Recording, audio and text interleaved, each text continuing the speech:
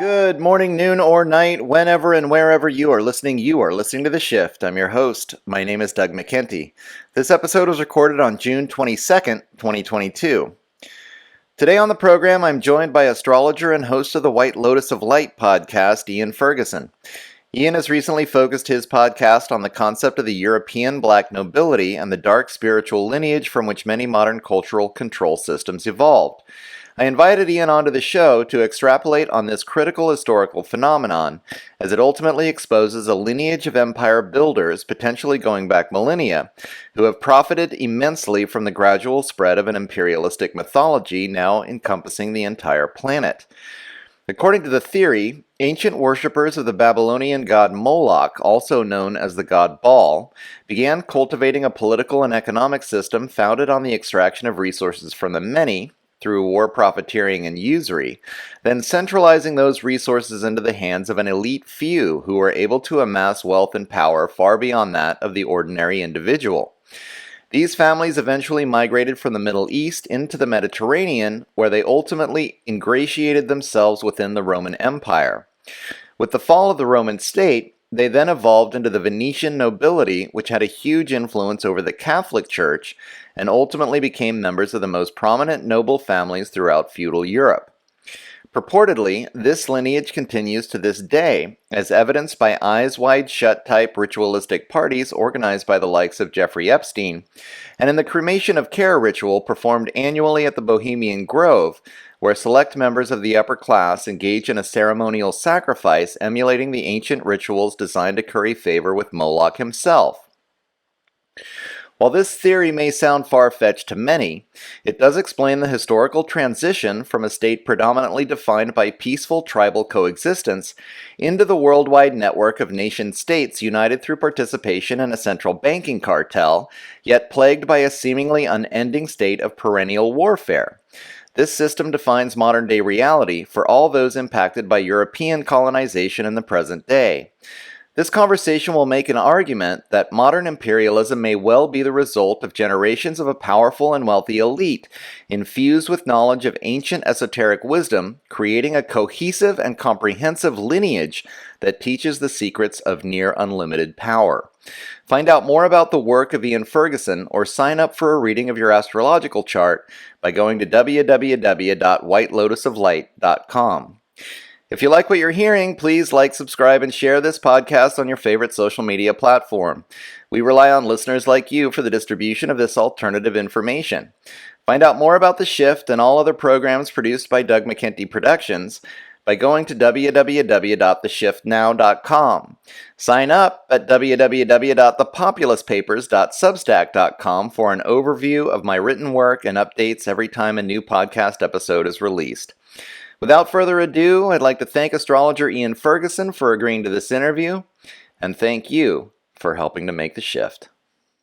Hey everybody, and welcome to this 124th episode of The Shift. I'm happy today to be joined by podcaster and astrologer Ian Ferguson.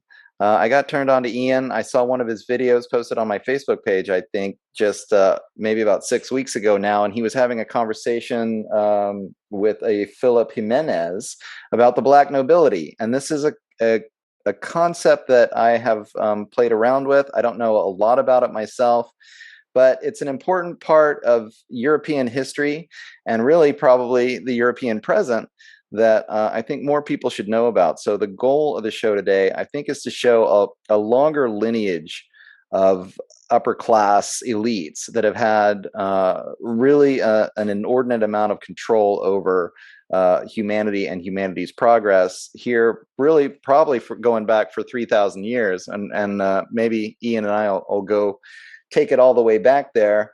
But I just wanted to focus on this particular point of European history, just to kind of show that this lineage really does exist. I mean, so many of us get caught up in the left-right paradigm, and we tend to think that these empires have come and gone, but there's just so much evidence that particular families have maintained throughout these thousands of years, from the Middle East into the Mediterranean and the Roman Empire, into the Roman Catholic Church, and then through to feudalist Europe, and even now, a lot of these royal bloodlines really are in control of a lot of the behind the scenes and a lot of the big corporate and government enterprises that are happening today. So I wanted to have Ian on to give us this alternative perspective, this alternative way of thinking about history. So many of us have been taught to think in terms of the left-right paradigm and these dialectics, which is to say that they're just a natural process of evolution from feudalism to capitalism to socialism or communism. But in reality, I think maybe there's been this hand of these noble bloodlines, the Black nobility, that creates a lineage that goes way back, that's really been behind the scenes doing a lot of social manipulation. And so I want to thank Ian for coming on the show. And I'm looking forward to having this conversation because I have a lot to learn about this particular subject myself. Do you just want to give people a bit of an introduction about yourself and what you're doing? Yeah, thank you so much. I really appreciate you having me on the show.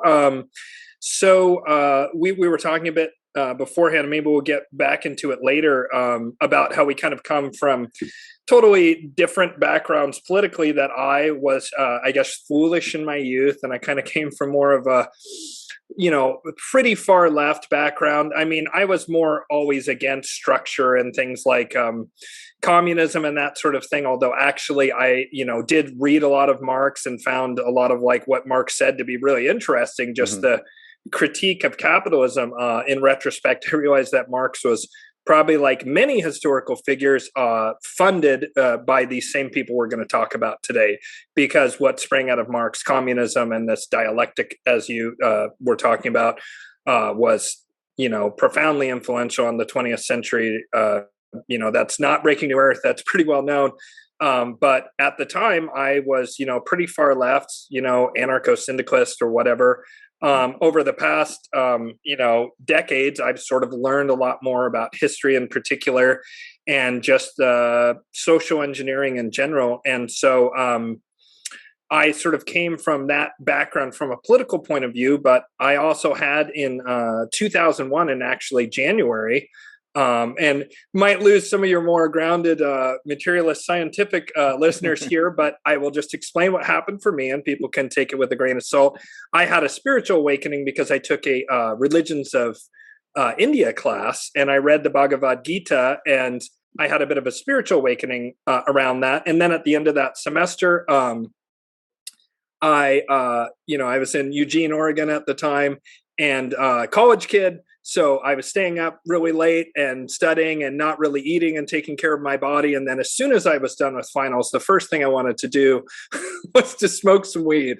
And so I smoked a ton of weed. And I had this really intense mystical vision, which I've never had anything like that up to that point. I was, pretty much a materialist. And when I was younger, I wasn't that way. But that led to this spiritual mystical vision that showed 9/11, the 2008 crash, and actually what's happening now with the pandemic and the Great Reset. Oh, in symbolic, allegorical form. Although the 9/11 thing in particular was really pretty dead on. I saw like the U.S. from space, and I saw this impact hit basically right where Manhattan was, and this ripple of darkness spread out across the country and nearly completely take over the country. And then there was a line of light on the West Coast that shined up and prevented it. And then the vision kind of went from there, and I won't get too bogged down into it. But when 9/11 then happened 8 months later, I, on that day, had questions. As I was telling you before the show, I was like talking to my friends, and I said, guys, what's the first thing you do in Warcraft 2, which is this game we played? And they agreed you have to set up an air defense, because if the guy you're playing against creates an air force, basically dragons and griffin riders, then they'll just destroy you if you don't have an air defense. And I used that. And I said, what do you do? The first thing you do? And they said, build arrow towers for air defense. Duh. And I said, why? And they said, because if you don't have air defense, you get destroyed. And I said, well, why wasn't the Pentagon, why didn't they have like pop-up surface to air missile sites? We've had that technology for like 40 years. Like, And they said, oh no, that would mean the government, blah blah blah. And so I couldn't shake it. And so that spiritual awakening, and I realized also that day that I'd seen it in that vision that I'd kind of forgotten about because it had been like 8 months earlier, led to real disheartening about the political situation, because I then went down all kinds of rabbit holes and started learning lots and lots of stuff about history. And that made me very depressed, Sure. especially everybody thought I was nuts back then, to say on 9/11 or in the weeks to follow that 9/11 was an inside job. Let me tell you, folks, if you weren't saying that back then, you have no idea the way people would treat you. They basically thought I was all nuts. It was very isolating, but I couldn't shake it. I knew it was true. And so that then the pressure from that led me on a spiritual journey. And I actually got initiated by a legitimate Siberian shaman.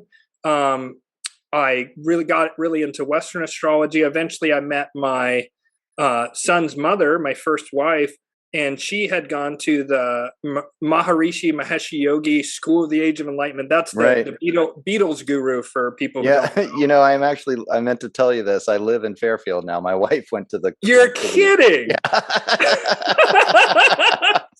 Yeah. And so he lives right where the epicenter of this is, Fairfield, Iowa, and he bought a school there. Well, my wife grew up there. My ex-wife grew up there. And so she learned all about the Vedas and Ayurvedic medicine and all this kind of stuff. And she also learned a little bit about Jyotish or Vedic astrology. And so I was really into astrology. And my wife told me about this, and I was like, oh, I don't like it. I don't want to be a Pisces with Virgo rising. Boo. I'm an Aries with Libra rising. And they have sidereal reckoning. So some of the signs shift, like about 40% of people are in a different sign in the Jyotish system. But the more I learned about it, the more intrigued I was by it. And that's actually what I do professionally now, is I'm a Vedic astrologer. And what I found interesting about it is, rather than focusing on personality and spiritual development the way the Western system does, they focus much more on material events happening in your life. Like, will you be famous? Will you be wealthy? How many children will you have? All this kind of stuff. And like, I could see things like a car accident that almost killed me when I was 19 in my chart once I learned how to analyze it. And I was like, interesting. Whoa. And around that time, I found that JP Morgan of JP Morgan Chase fame famously said back in the early 1900s, millionaires don't use astrology. Billionaires do. Right. And that's when I, over this process, one of the things I discovered is that the people who run the world, whether you believe it or not, about magic or sorcery or astrology, it doesn't matter, because they do. The people who rule the world absolutely do. And you can see this most prominently. The most easiest example that's very famous to point to is the Bohemian Grove ritual. And I don't know people who know this, but elites, American elites all go there, and things like Dick Cheney was chosen as W's running mate at Bohemian Grove.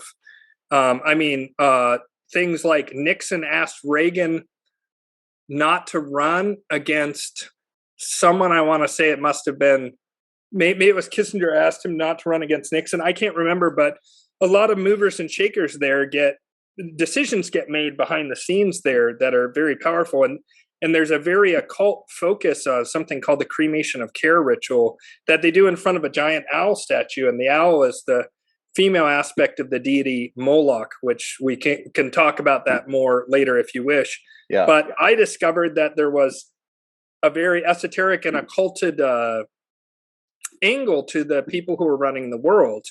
And whether or not you, listener or viewer, agree with that there's anything beyond like scientific materialism, the people who run the world believe it, and they act upon it, and they do things on certain dates for certain reasons. And that's provable. You can see that if you actually look into it. Whether or not there's any substance to the spiritual realms impacting the material world, well, that's up for your personal opinion. But whether or not the elites believe that, to me, is beyond dispute.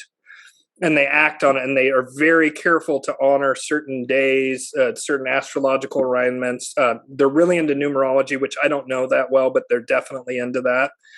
And so, that's my background is one of where I I went to the University of Oregon. I got a degree in world systems theory, sociology, which is the interaction between economics, the environment, and society. And so I studied globalization in particular quite a lot. And learning about that, I learned more and more about economics and kind of taught myself a lot about economics starting in 2007, which then the crash happened, which made me even more interested in economics. And by studying economics and history, I started to find that I couldn't help but stumble over this esoteric or occult aspect to things. Uh-huh. And so, I kind of I weave it all together in sort of my worldview. And that said, most of what we'll be talking about today is going to be, I mean, we can talk about that angle, but we're going to be talking about the historical threads that are to me, once you get there, it seems like I really believe this is the correct analysis of the primary drivers of events that happen on Earth. I believe are the Venetian black nobility. I really believe that, and that's after 20 plus years of looking intensely and going down a million billion rabbit holes and reading tons of history and economics. I'm not an expert in either of those things. Those are broad and vast disciplines, but I would say I know more than the average bear on these subjects. Do you consider yourself more like a libertarian now? And how did that transition happen? And the reason why I talk about this, because this left-right paradigm has a lot to do with the way that we think about history. And so when we get to talking more deeply about the black nobility and this longer lineage, basically what I would call a long lineage of an economic protection racket that's been going on for Yes. quite a long time and maintained by essentially an organized crime family. But so many of us are caught up in this left-right paradigm. So how was your transition out of that? And then where would you put yourself? How do you think of yourself politically now? Gosh, that's a incredible question, because I have a really hard time categorizing myself. I will say that to me, my single fundamental political philosophical principle at this point is liberty. Yeah. The ability of people to be free and to act according to their own will, as long as it doesn't impinge upon the will of others. Right. I just think that it's so incredibly important. And honestly, I found myself going back to some of the writings and speeches of the founding fathers and just being like, wow, I really, really did not value this stuff highly enough. That's not to say that they're not complicated figures. They certainly are. Slavery, like Sure. some of the, Jefferson being a misogynist, things like this, not like having old school values, but being an outright misogynist, we can get caught up in the whole historical reverse relativism, meaning that we're trying to judge these figures from a 21st century point of view, which is ludicrous because of so much has changed in the intervening 246 years, since the founding of the country. But I just think that we've really thrown out the baby with the bathwater on the founding principles of the country. Now, mind you, as we were saying before the show, I'm kind of anti-federalist as well, I would say. And I think that the Bill of Rights are far more important than the Constitution, especially the original 10. But of course, there's later ones like ending slavery and giving women the right to vote and things like that. That were important changes, important amendments. But especially those first 10 are so important. And I think that, as we were also talking about before the show, what I think I stand for is liberty, and then also decentralization and transparency. Because I find that no matter how noble someone might be, the greater the concentration of power, the more likely even a close to enlightened person, the more likely they are to make a mistake that's going to impact a huge number of people and cause real tremendous destruction. And it's just unavoidable the bigger you get. There's no way that you can do it. You can't make a decision for a country of 350, 360 million people, Yeah. and that it's not going to give a bunch of people a raw deal. It's difficult even to, mediate a dispute between two people and not give one of the two people a raw deal. But when you're looking at 350 million, 360 million people, you're going to be doing things that harm a tremendous amount of people. And that's assuming, which I do not, that the people making these decisions have our best interests in heart. But even if they did, they would have no choice. And so eventually it's like it just becomes a matter of pragmatism to just take whoever is willing to give you the most favors in exchange for the decisions you make. Because if the decisions you make are going to harm people anyway, you might as well feather your own nest. So right. As I really like what Frank Herbert said, it's not that power corrupts, it's that power attracts the corruptible. Yeah. And so I think that decentralization, transparency, and liberty are kind of like what I'd say. Where does that leave me on the current cluster F of a political situation we find ourselves in? Gosh, I don't know. But I find myself aligning with people who at least will pay lip service to the Bill of Rights over people who are like, we need to destroy that.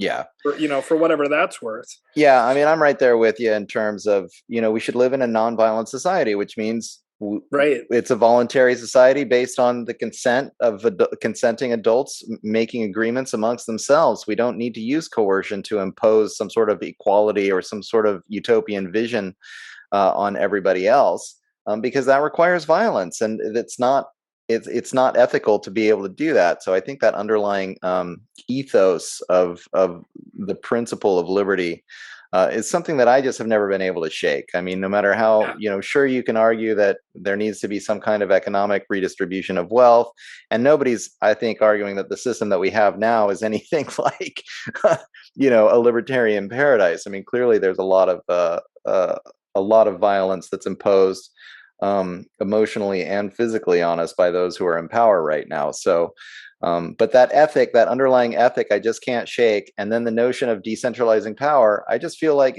if everyone could agree on this, and even have the sort of social organization arguments on a local level after we've worked together to decentralize power, then we'd have a shot. We just have to stop with these left-right paradigm arguments, and we have to create I've been using the term lately, bottom unity, to just get everybody. I mean, there's how many, if there's a couple 100,000 of these guys that's sort of at the top of the pyramid, I'd be surprised. I mean, there may be only 10 or 20,000 people.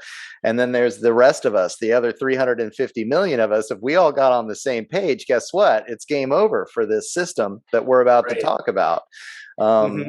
And so I hope people can listen to this and really start to question, is it really worth arguing with my neighbors and my friends about politics from this left-right spectrum, or should we all just lift that veil, get rid of this concept of history that says that we're just inevitably going through these phases from feudalism to capitalism to communism, like we're all taught in school, and start to realize that maybe there's something else at play here that we can all get on board and do something about. So, let's go ahead and start getting into the part of the conversation where we're explaining the system that's really going on.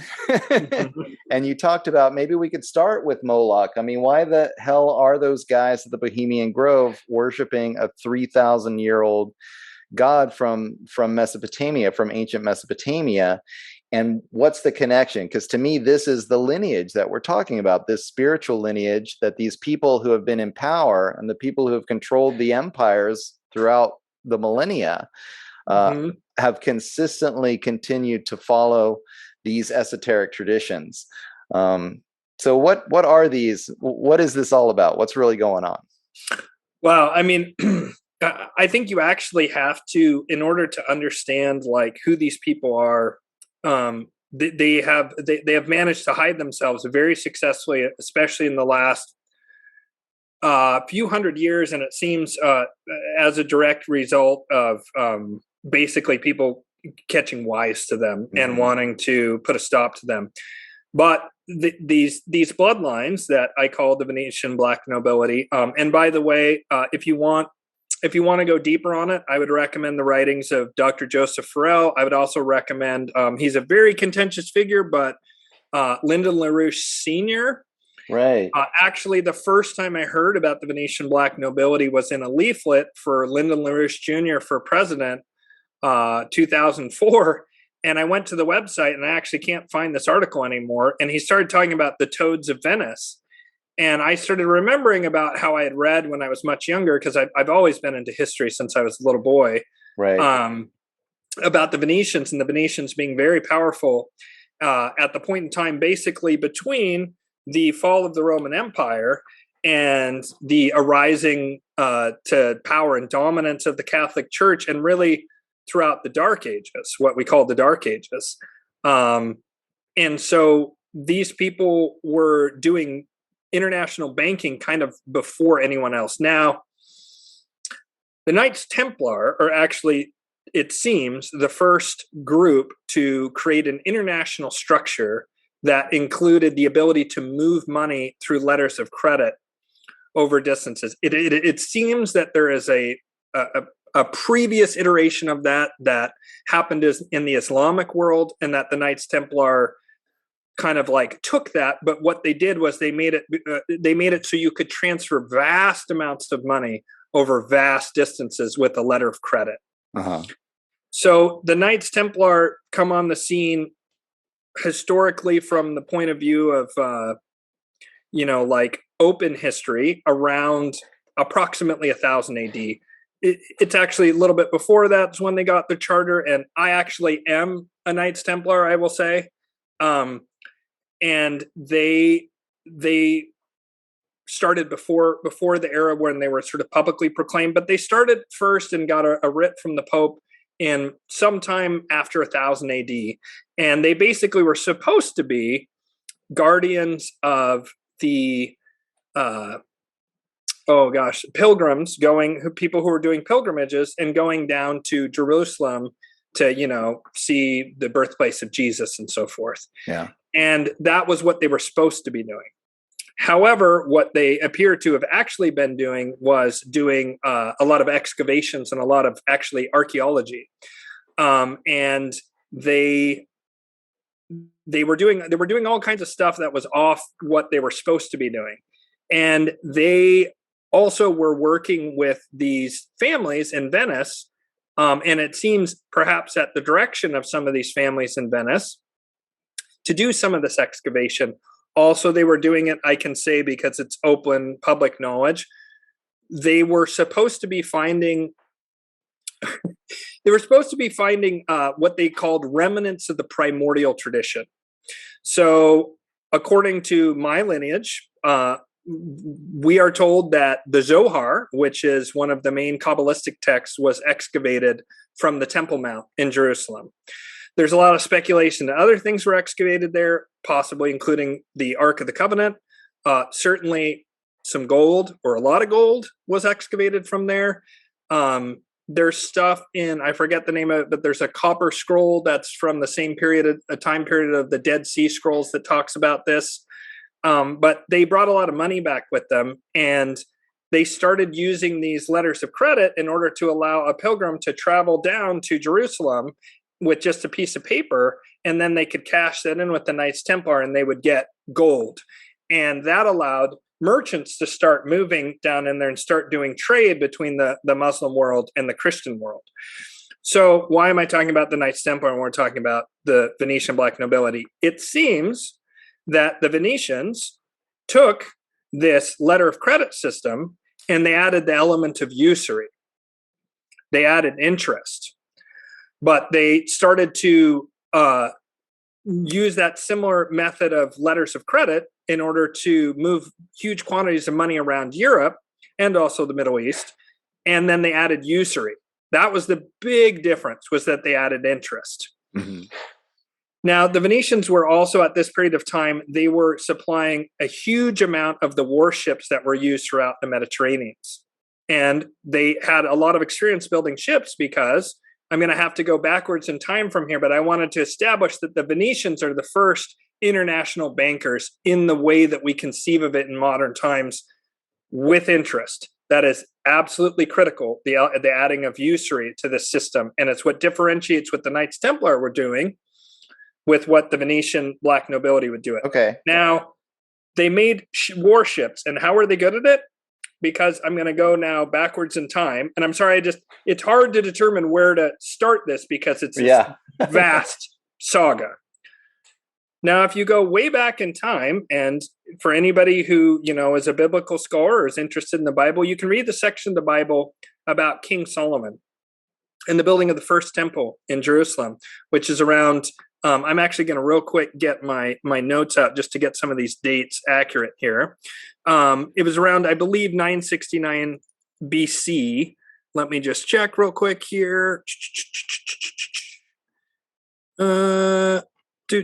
Sorry, it's taking me just a second. 957 BCE, construction was finished on the Temple of Solomon. Okay. So the reason I bring up Solomon is because Solomon married, first of all, the building of the Temple of Solomon had these master builders, these people who were like amazing. They knew sacred geometry and they knew how to make incredible temples, basically, temple builders.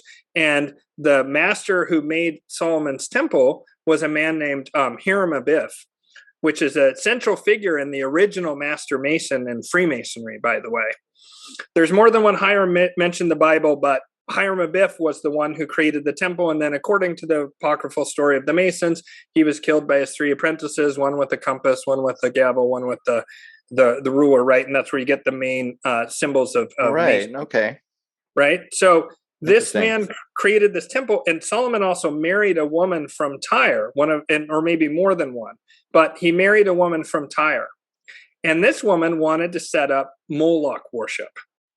And she did so she did it on one of the hills on the outside of the city, basically.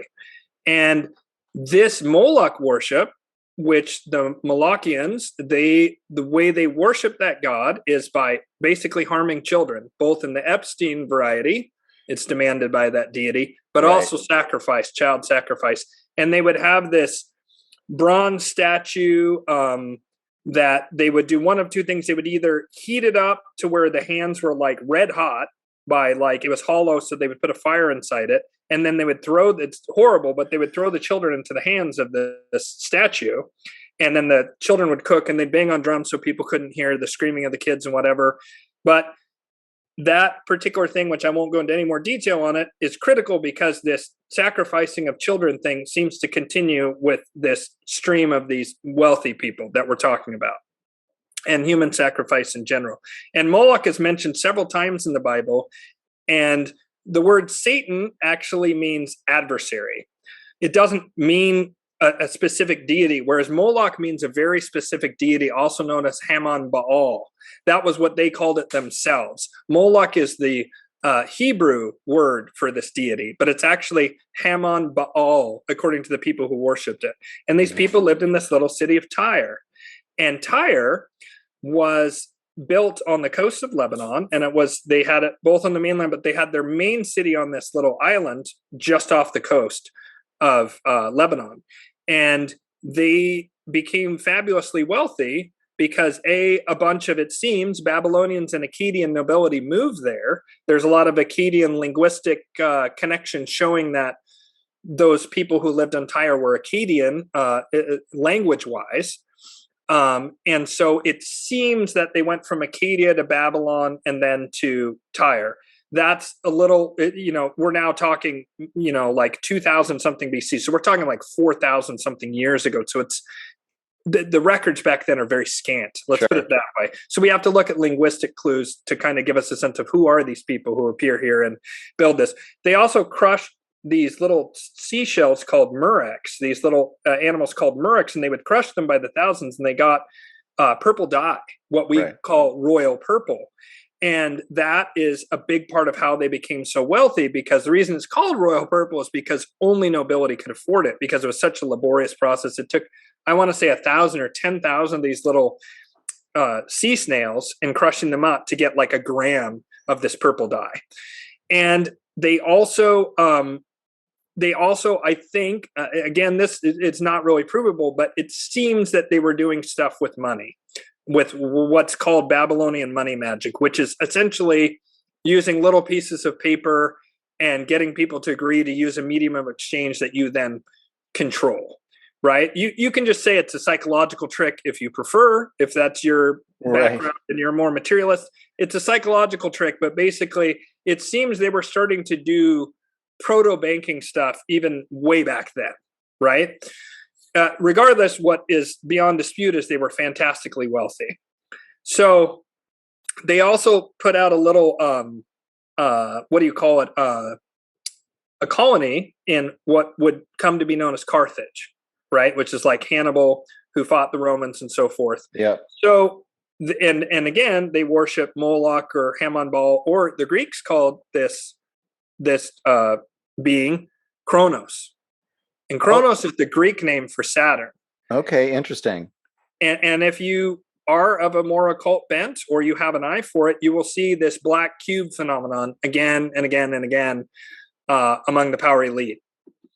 And Moloch is an aspect of Saturn or Kronos, but it's a very low aspect. There's more aspects to it. There's actually a higher justice and reasonable society. So it's not, I don't like it when people just demonize Saturn and say it's just all evil. But the people who worship this particular aspect of Saturn are very nasty. So Alexander the Great, when he starts marching down to the east and taking over his vast empire, he eventually lays siege to Tyre and more or less destroys it and kind of breaks the back of it. I can't remember off the top of my head which happens first, with the fall of Carthage or Alexander the Great destroying Tyre. I'm pretty sure Alexander the Great predated, because I believe Rome was still a republic at that point in time. But with the fall of Tyre, a lot of them moved to Carthage, and then some of them kind of stayed in that area, but it just was never kind of the same after Alexander the Great smashed it. So eventually Carthage falls, Hannibal and the Punic Wars. And these people who worship this Kronos, they kind of realize we can't do things the way we've been doing things. And also we want to get in on this action of the Roman, that point, the Roman Republic, but it's moving towards the Roman Empire around that time. So these families move up to Rome, and a lot of them become senatorial families.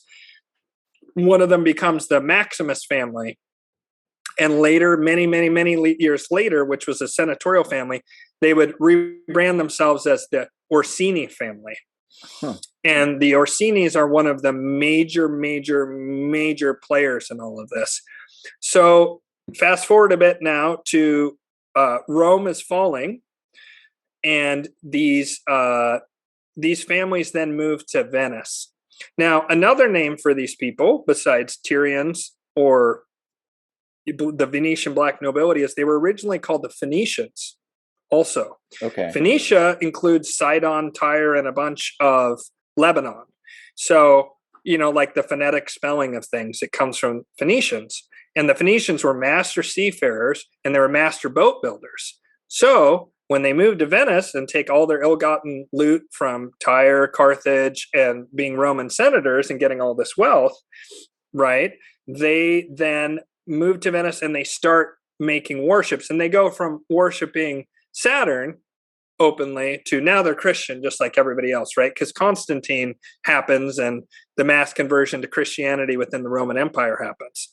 So they, from Venice, they start rolling out warships. And a lot of people say that like Henry Ford invented the assembly line. Well, I would argue, no, the Venetians did, because they were cranking out like a complete warship every day because they had basically an assembly line. And so they started to get a lot of wealth from that, and they were able to do a lot of exploration.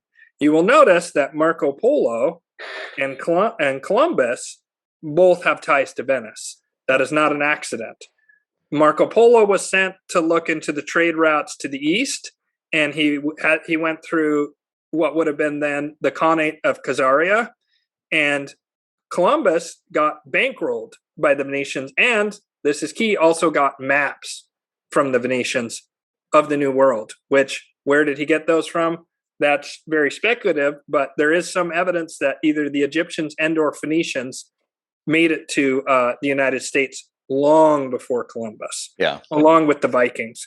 So these Venetian families then started using banking, like I was saying, with the Knights Templar and so forth.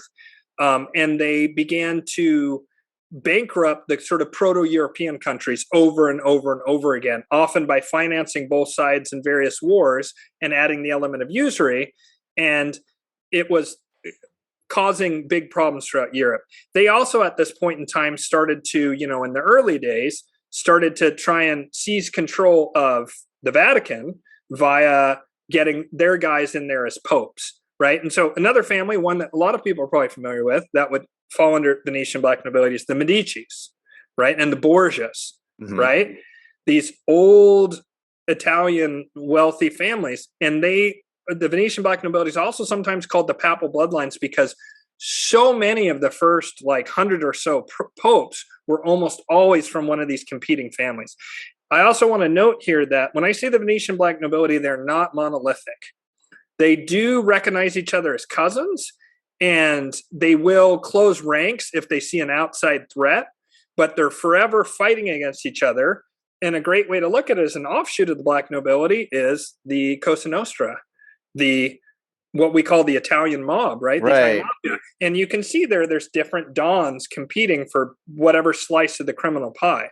Well, this high level Venetian black nobility, they operate in the same way, right? But they'll all turn and if they're all getting threatened by the FBI, they're going to close ranks and not inform on the other mafia family. Usually, they'll usually be like, okay, well, we're all mafia here, and we all hate the feds, know, but then as soon as the heat goes down, they'll try to kill each other again to gain more territory.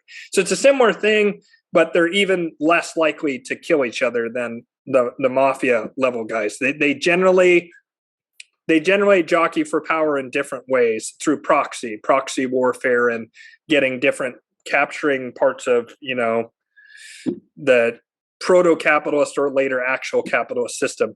So they use the Vatican in order to create all kinds of protected trade systems. However, at some point, the Vatican decided to, and I can actually tell you the exact date, the Vatican decided that they wanted to pull the power away from these families and pull it into the Vatican proper. And so there was a particular pope who made it illegal to lend at interest if you were Christian. And that happened in 1179 AD. And they had already banned the clergy from lending at interest in 416 AD. But in 1179 AD, they made it illegal for a Christian to lend at interest. Much later in the 1500s, they made it legal again. And then kind of gave that back to these Italian banking families. So people are probably, first of all, do you have any, I realize I just went on a super long thing, but I'm trying to give a framework where we can flesh out more detail. Basically, these wealthy families from the Middle East who worshipped a very nasty god, Moloch, they eventually got beat by Alexander the Great in the Roman Empire and decided to become part of the Roman Empire. Then when Rome fell, they moved to Venice as their primary base of operations. But there's also competing families within Genoa and some of the other, and Florence, some of the other major cities there in the north and east of Italy, outside of Rome. Sure. And then they came to dominate the especially early days of the Catholic Church. So I have, of course, lots more to say, but I feel like I've been talking for a while, and I want to see what you would like to. I actually think you're doing a great job of explaining what's, the history of all of this. And I just want to reiterate, I think, 2 points. And one is the lineage of these families that is traceable. And you can clearly see that they've come from the Middle East into Tyre, Carthage, and then sort of ingratiated themselves amongst the Romans and the Roman nobility. And then you're looking at Roman senatorial families. And then with the quote unquote fall of the Roman Empire and the rise of the Roman Catholic Church, these same families have moved into Venice and started and continued to do what they had been doing and now have this heavy influence over the Catholic Church. So, we can clearly see how there's this lineage of these people that were Moloch worshipers early on, who have continued to amass power and accrue wealth and power through this early banking system and through the practice of usury.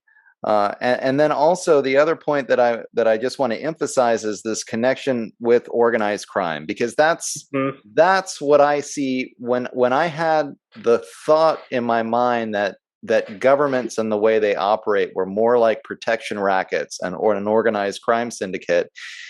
It was like a big aha moment for me that, we're having these arguments in this left-right paradigm, and it's just not the right paradigm to even perceive what's really happening here. There's this group, these wealthy families for thousands of years that have been actively building this empire, and it is exactly that. It's an organized crime syndicate. It's just exactly like the mob. It almost even makes sense to me when you hear about, the CIA working with organized crime, or these intelligence agencies, or some, the governments that are working with organized crime. And it's like, well, that didn't make sense to me until it was like, oh no, it's the it's the most powerful organized crime syndicate working with these sort of underlings in organized crime, And just when I started to analyze history from this point of view of this kind of power structure, instead of thinking about these great economic movements from, like I said, from feudalism to capitalism, or just the way that the vast majority of us get taught, to being like, no, I mean, let's analyze this from a power structure. And then you can see, these family lineages that have had power for a long, long period of time and are just maintaining this cartel, this organized crime cartel that they've been developing, since literally the beginning of history. Things start to fall into place when you can observe history from this lens, from this paradigm. So continue with the story.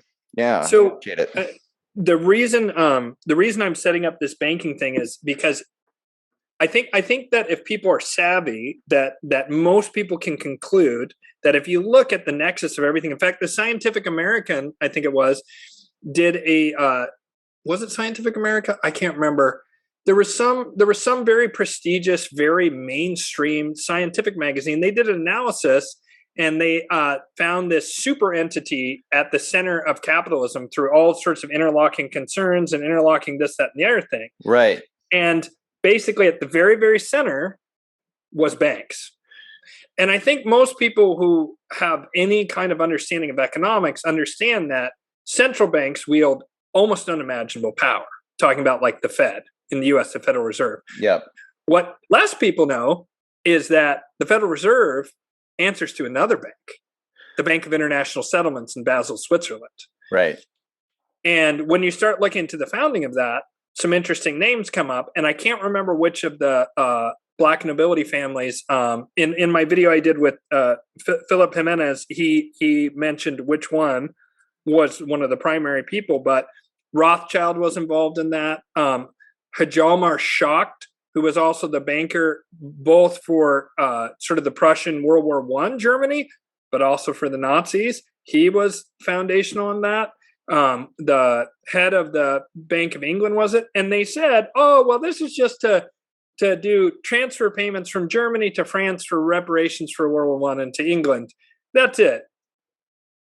It ended up being that the Bank of International Settlements is like the hub or the nexus that all the central banks in the world go there and talk to them, and it's completely opaque. Yeah.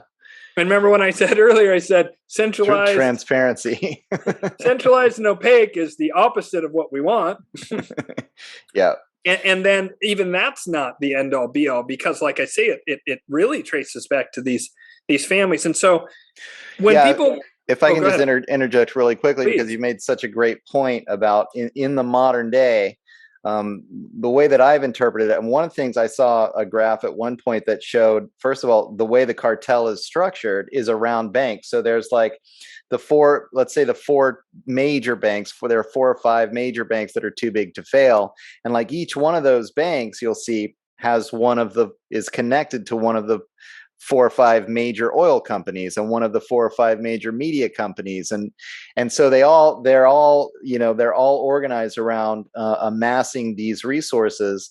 And then of course the major banks are all connected to a billionaire family, and this would be, say, in the United States, or they're all transnational corporations, of course. Now So internationally, there are more, but in the United States, you see these sort of five major banks, all sort of surrounded by these five from the different industries. They all control the biggest corporations in the different industries.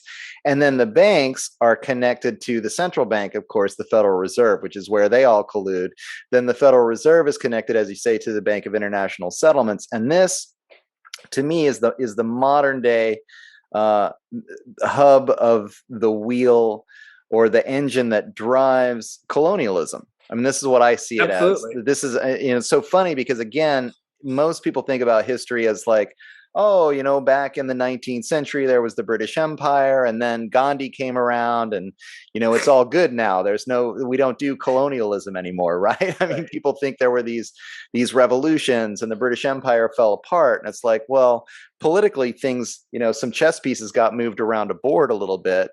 But in reality, this central banking system, the one that has always harvested the wealth of empire since the very beginning, as you're describing, with the Venetian black nobility, and before that, they've been cultivating and developing this banking system as this methodology of harvesting their empire since way back then, and now it's just evolved into a World Bank.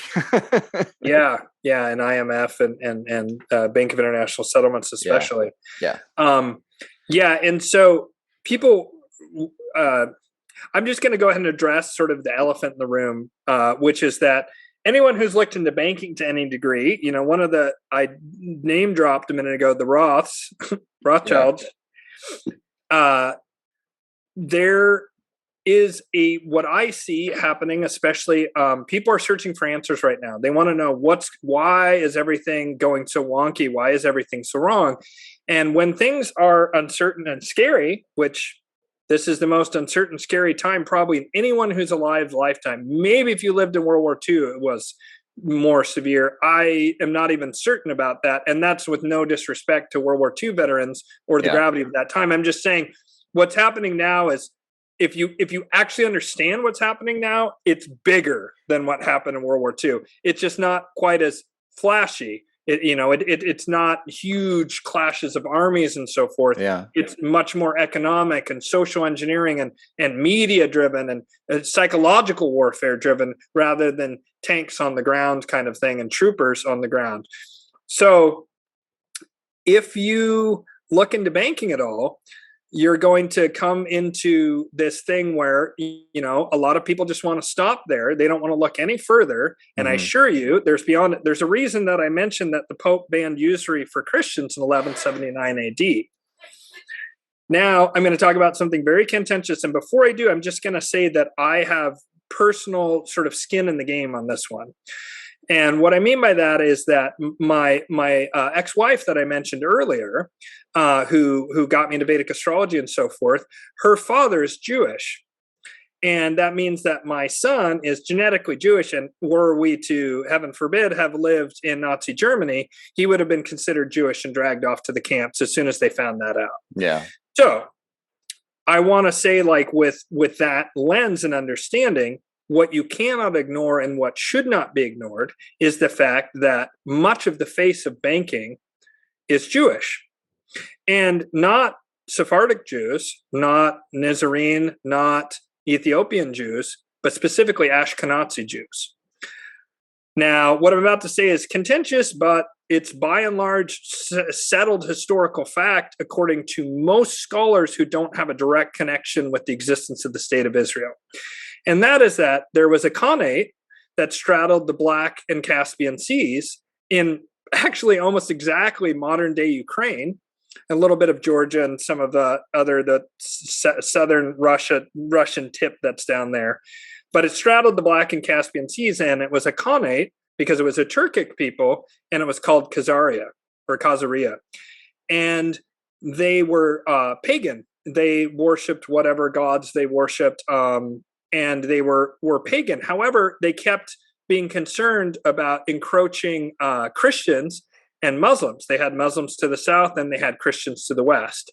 And more, they were seeing how the Christians and the Muslims would convert by the sword any pagan groups they ran across. And they would see pagan lands as ripe for the taking. So a king of Khazaria in around 600 something AD said, he brought a Muslim to him and said, hey, what is the best religion? They said Islam.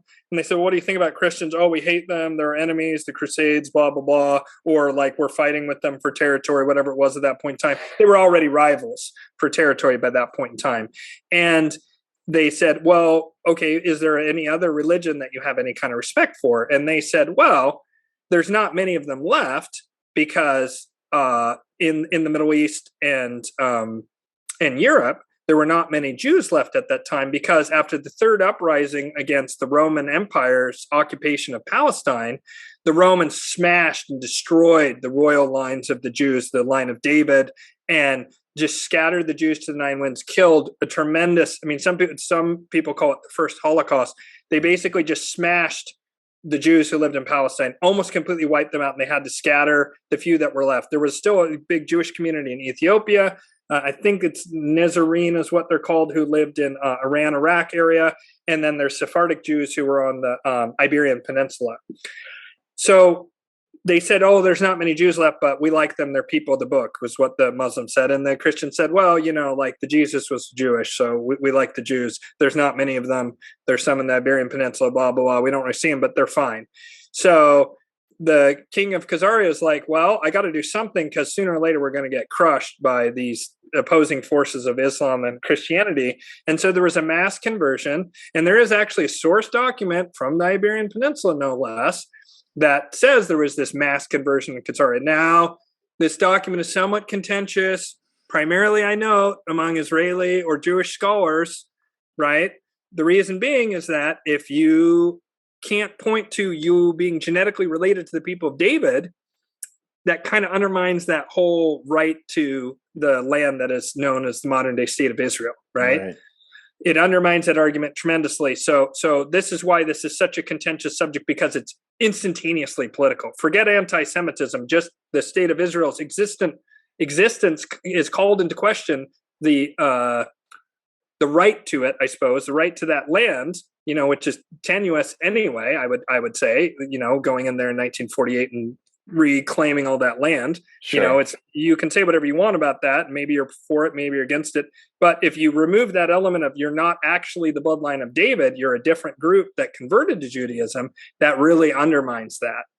And so why am I bringing this up? Well, this Khazarian group, it was also right along the Silk Road trade route. And so any trade that was happening between the West and China had to go through Khazaria, and they were always acting as middlemen. They're known for having done some sneaky, nasty stuff. They were sometimes called the name stealers, or they would drug people and then pretend to be them and then close the deal and do all kinds of shenanigans. They were kind of like known as people who were particularly feisty and particularly clever, and they had this mass conversion. And then eventually a Russian basically came down and crushed them and broke that empire. And that happened in, let's see when that happened exactly.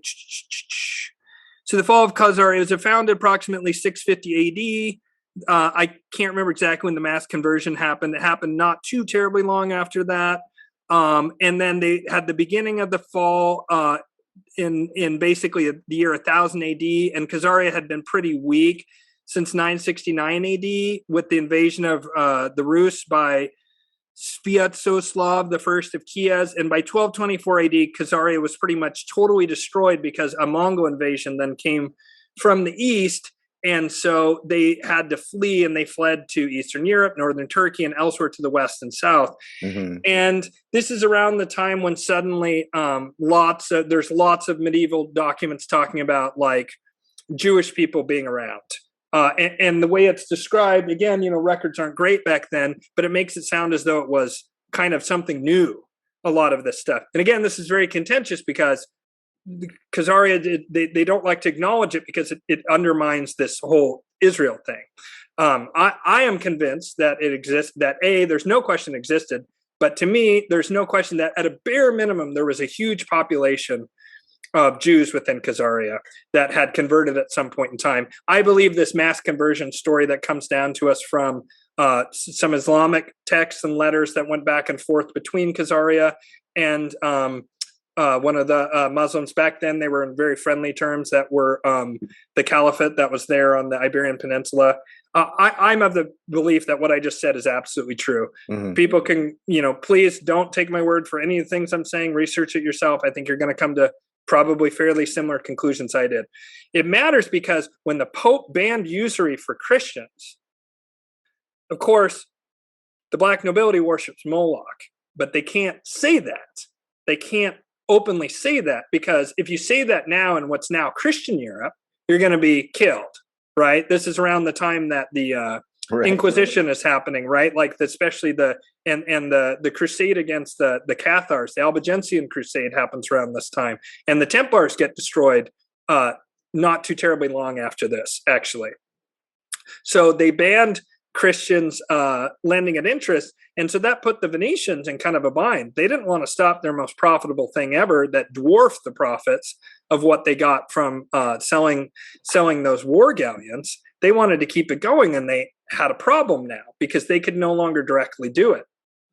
And in comes this group of people who their own book says that they can lend at interest if it's to non-Jews.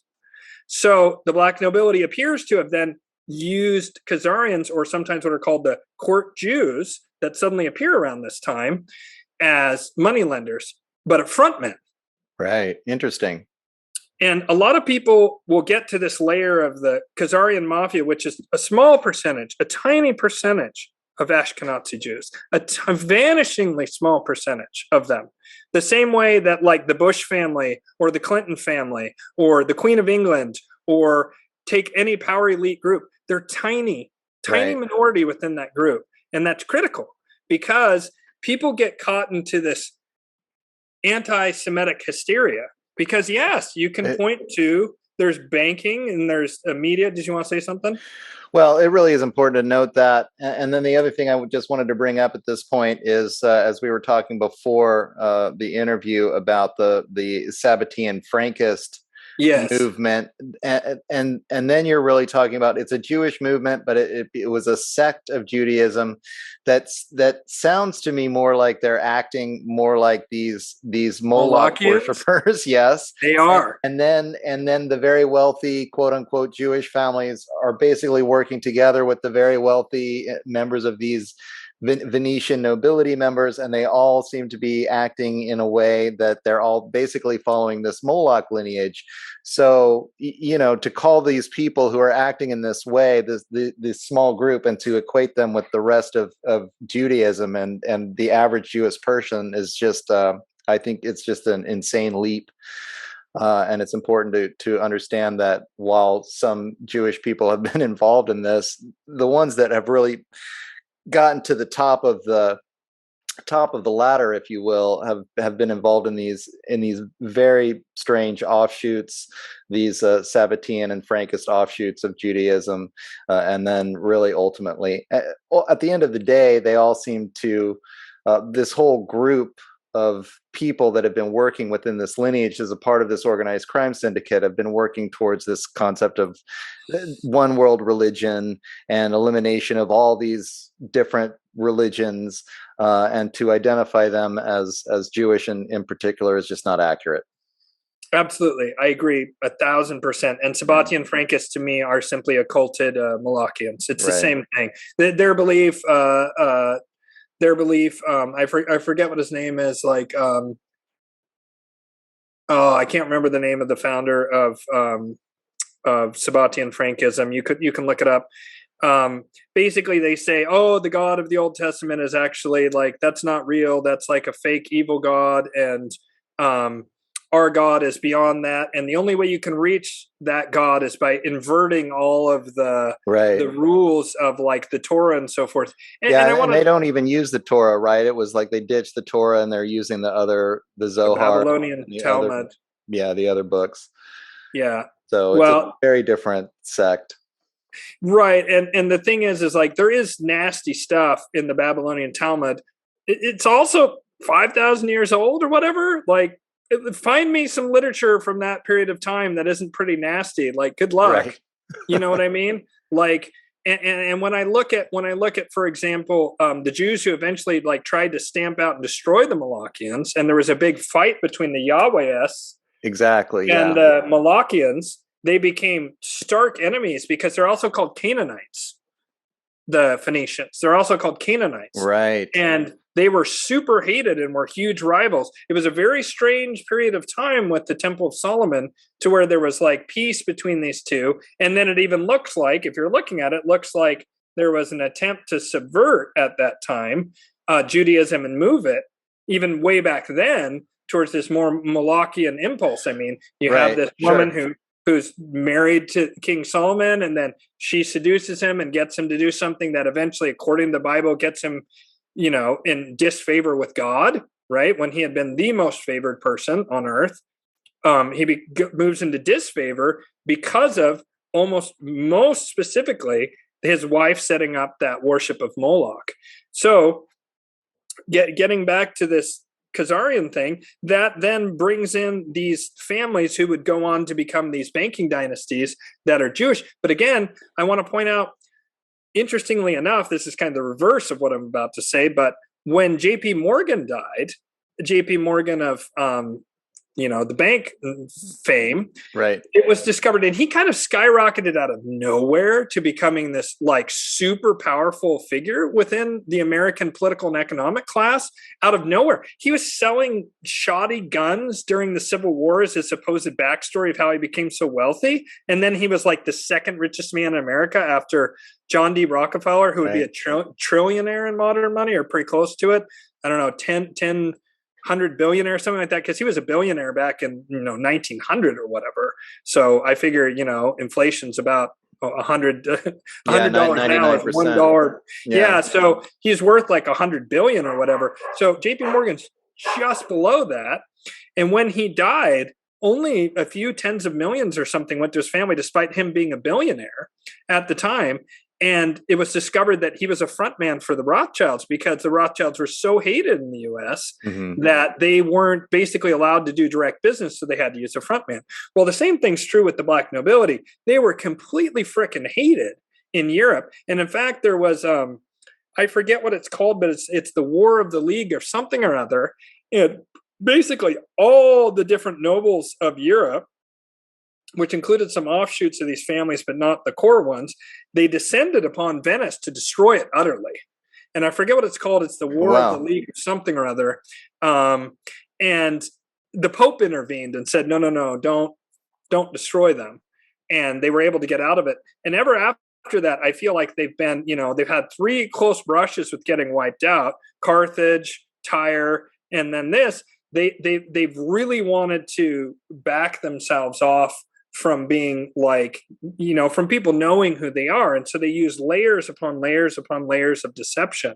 Right. And they also like to do things like they apparently bankrolled and helped Martin Luther get started in order that they could create two different Christian movements within Europe that they could play off against each other. They were absolutely behind the Bolshevik Revolution through their agents in the city of London, in the UK, and also Wall Street. Like Anthony Sutton has done a lot of work proving this. So the Bolsheviks were actually funded by these huge financial centers that were told are capitalists or whatever. Of course, I don't know that we've ever had capitalism the way Adam Smith described it. But, sure, not a free market, that's for sure. Right. And so like they love to play both sides against the middle, to use like a modern parlance. And it seems to me that they use, like, a lot of people don't realize that both the USSR and the Nazis invaded Poland right around the time that Poland was having all these worker strikes, and they were trying to make worker collectives. And the Nazis went in there and took Poland and then said, what was that about? Unionizing or whatever? Right. And beat them down. And same thing, Russia invaded from the east. And it really looks like, World War I helped break up a lot of the monarchies, and World War II really broke up any vestiges of any kind of monarchies and completely reshaped Europe in a fundamental way. Although it's said that the Queen of England's family is the Windsors is deeply enmeshed in all of this. Yeah, they used to be called the Saxe-Coburg-Gotha, And then during World War One, they changed their name to Windsor because Saxe-Coburg-Gotha sounded just a little bit too German, which it Right. is. Yeah, which it And is. Saxe-Coburg-Gotha are basically some Teutonic royal families that married into these Venetian black nobility bloodlines. That's who they are. So those old Italian banking families went up there and they saw that Germany was up and coming. It wasn't really Germany back then; it was proto-Germany, Yeah. because weirdly enough, Oregon is 1 year older than Germany. The state I'm in is 1 year older than the country Right. of Germany, 1860 versus 1859. So they were a bunch of like fiefdoms and duchies and baronies and micro city states. It's very bizarre, actually. But they were held together by like the common language, basically. And then they had the Prussian nationalist movement and so forth and became Germany in 1860. But even way back, much earlier, hundreds of years before Germany gets created officially, the Teutonic Knights and the Junkers, which are the name of the rich people there, had settled there and were basically making Germany, the beginnings of modern Germany would arise out of that milieu. And it was some of those noble families, the Junkers and Teutonic Knights, that had settled there, that married in with these Venetian old banking families and became Saxe-Coburg-Gotha, among other things. And so almost basically all European blue bloods are tied into this line in some way or another. Now, that doesn't mean that they're all super nasty and evil. I don't believe they are. Right. But it's everything from the Habsburgs, which is a super fascinating bloodline, to the House of Orange is a super important bloodline for these families. There's the Aldebrandinis, the Pallavicinis, Orsini's that I mentioned earlier that are particularly like kind of horrifying. The Massimo family is extremely nasty and supposedly runs all the mafias and most of the criminal mafias on earth. A lot of the stuff, when you start to get into this, especially anything modern, right, it's very difficult to pin down, and you have to rely a lot on deep, unsourced deep conspiracy theory type of stuff to get any information at all that appears to be leaks from insiders and or rival families trying to make one of the families look worse than the others. It's hard to say, but it is really hard to kind of like drill down on a lot of this stuff because they really just kind of go poof and almost disappear from the scene magically. Yeah. After that League of I almost want to look it up here. I wish I'd written it down. Well, one of the things that I wanted to bring up at this point in the story, maybe we could talk about things like the American Revolution and the French Revolution, because I do think that that was a period of time where the kind of feudal nobility was so in your face and they realized that they couldn't get away with it anymore. I mean, the people were starting to these democratic revolutions were starting to happen. There was a revolution in Greece, and then the American Revolution and the French Revolution. So democracy was starting to kind of take hold, but what I guess the way that I perceive it is that the democracies, like political power, was shifted from the feudal lords, from the feudal system into these democratic systems, but the money, it was another way for them to hide, like they can hide behind the democracies now and say, oh, the democracies now have the political power and the nobility is just, we're just old hat. We don't have any political power anymore. When in reality, they have so much wealth that it's easy for them to buy off these democracies or just work around them. I mean, it was so it was almost a way to further obfuscate. Yeah, exactly their existence, as opposed to in the feudal system when like they were prancing around, they were arrogant about themselves, and they realized that like this isn't working for us anymore. Let's, in some cases, I think definitely in the case of the French Revolution, and then with people like Karl Marx, as you already mentioned, they're just completely funding these things to fund quote unquote workers' revolutions and workers' rebellions that ultimately are I think manufactured to steer the people in the direction that this noble class behind the scenes really wants people to go in anyway. Yeah, real quick, I just want to, for the viewer, so it's called the War of the League of Cambrai, and it happened from about 1508 to about 1516. And that is really seems to be the moment almost when they disappear, which is interesting because that's right around the time that the invention of the printing press happened. Right. And with the invention of the printing press, suddenly regular people were starting to be able to read for the first time ever. Figure it out. If you read history before the invention of the printing press, it's all like this. It's all like, and then the uncle killed his brother, and then the brother got poisoned by the prince, and then the prince's mother killed his father and married him, and like it's all like Game of Thrones on steroids, like insane. If you ever go to the Vatican, look at the Pope list, and you'll be like, "Hey, that's interesting. He had 25 popes in a 5-year period. How's that happen when there's a life term?" It's because they all got freaking assassinated, and so like. If you read ancient history, it's very clear because it's written for the sons of nobles in order to prepare them for the dangers, risks, and opportunities of becoming a monarch, of being someone powerful. Right. And they just give it to you straight.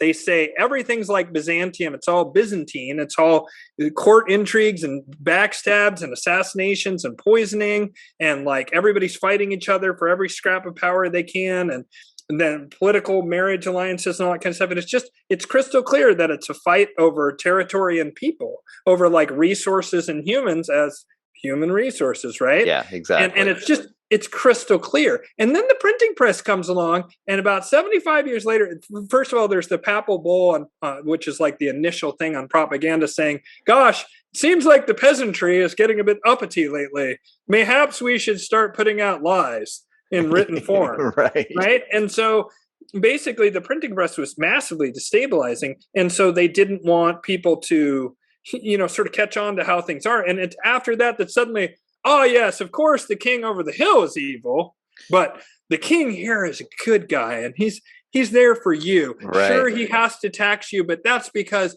if he didn't tax you, he wouldn't be able to defend you from that evil king right over that hill. Right. So like if you just, and I grew up reading ancient history. So when I started to read modern history, I just was always like, this doesn't make any sense. Yeah. And my dad would always say, oh, well, the Enlightenment happened, blah, blah, blah. Again, after the printing press. Yeah. And then suddenly everybody became noble. And I mean, look, there were great things that happened that came out with the Renaissance, Enlightenment.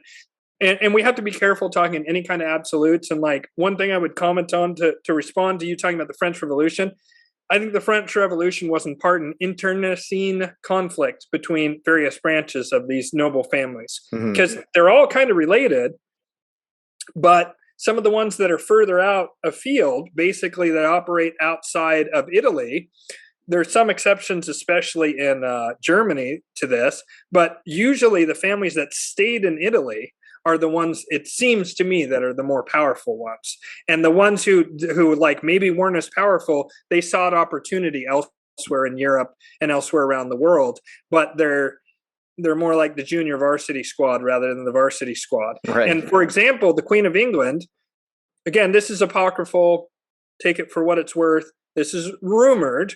I think it's maybe her butler talks about it or maybe whatever, but somehow it's come out. It's rumored that Princess Diana would go with the Queen of England and Prince Charles, and they would go down, and I believe it's the Palavicinis. They had to go down and like kiss the ring of the Palavicinis and go, oh yes, and give them tribute and money. And that the Queen said, never, ever, ever, ever, ever, ever talk about this. This is the most greatest secret that you'll ever be shown. Never speak of this. So again, that's one of those things where it's hard to source, and I want the viewers to take it with a grain of salt. Like I say, anything once you get beyond the League of Cambrai, it's almost like it just goes dark, just like the lights get shut off. But the power of these families is indisputable for just like 1,500 straight years, and it's right there. It's crystal clear. Black nobility, by the way, is what they call themselves. And it's a flex to say we can do whatever we want, no matter how depraved, and who can stop us. We're the evilest, meanest, nastiest around. So don't even think of messing with us. That's a name they chose to describe how dark they are. Mm-hmm. Of course, there's variation in any of these groups because, it's like it's 30 to 60,000 people, what I would call the black nobility, people that are further out on the branches of the tree and the people who are more core, but if you get any group of 30 to 60,000 people, no matter how hard you try and make them homogenous based on race or age or, sex or whatever, there's going to be variation. And so I think we have to be careful even when we discuss this, not to demonize these people. Are some of them behave like demons? Yes, absolutely. These are some of the nastiest, most ruthless people on earth, without question. Yeah. But I don't think that we should act as though they're demonic. I think we need to understand who they are and what their motivations are.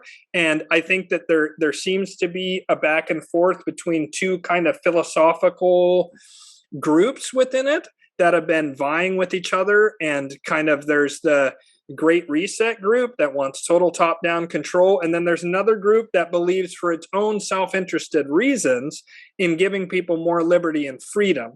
And right now that Molochian Great Reset group, they seem to have their hands at the wheels of power a lot more, but it seems there is a dispute between the power elite as to how to proceed. And that part of how we're getting a lot of the information that's undermining things, not from great citizen journalists or podcasters such as yourself, but stuff that's clearly being leaked.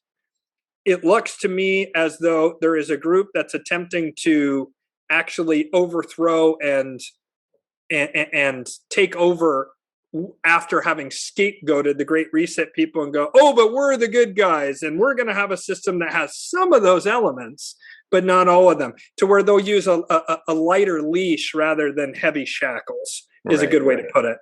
And so I would prefer for that group to win, for sure. I'll just say that for starters.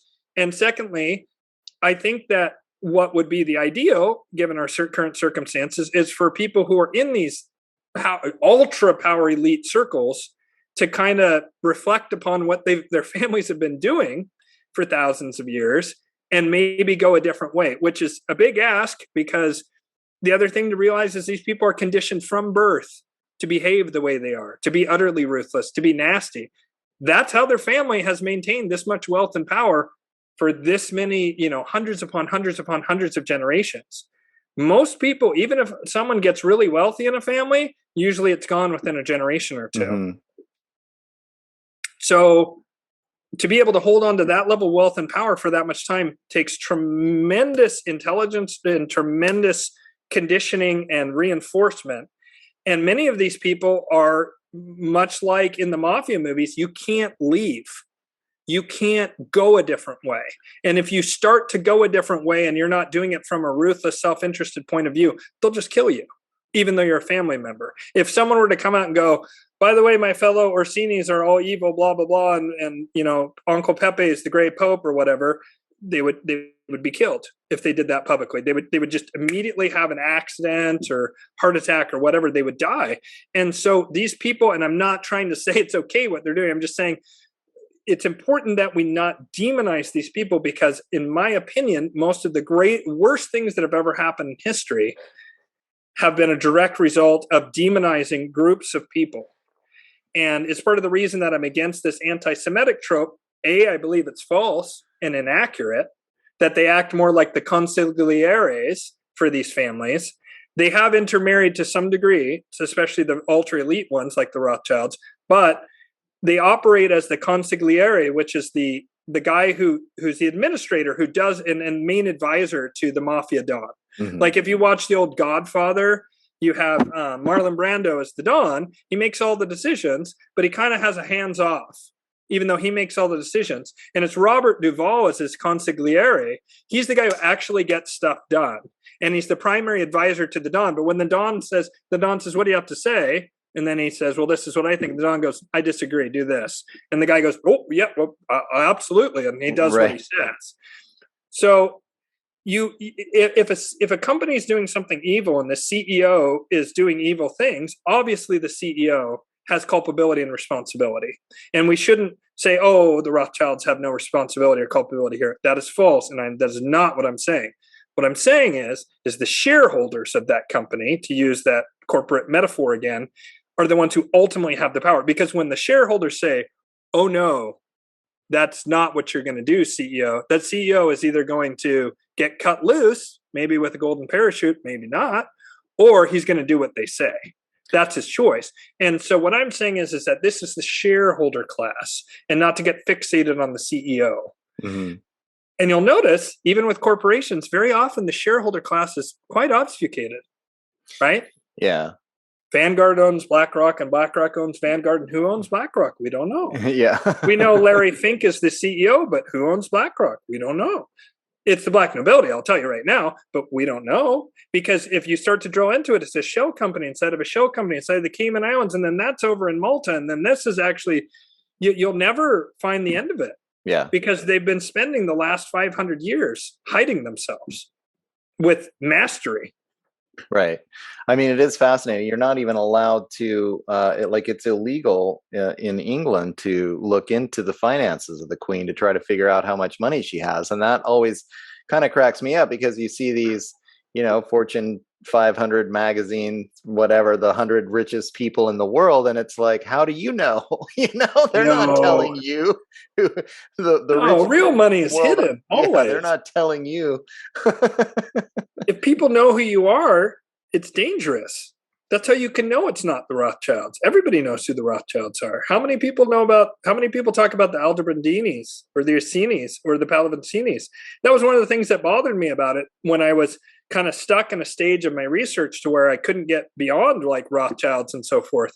Right. But that information was always very available and always had that nasty anti-Semitic flavor to it. Yeah. Not that it wasn't accurate, because it was accurate, but it always had almost always came with like a nasty aftertaste almost. I don't know, describe it better.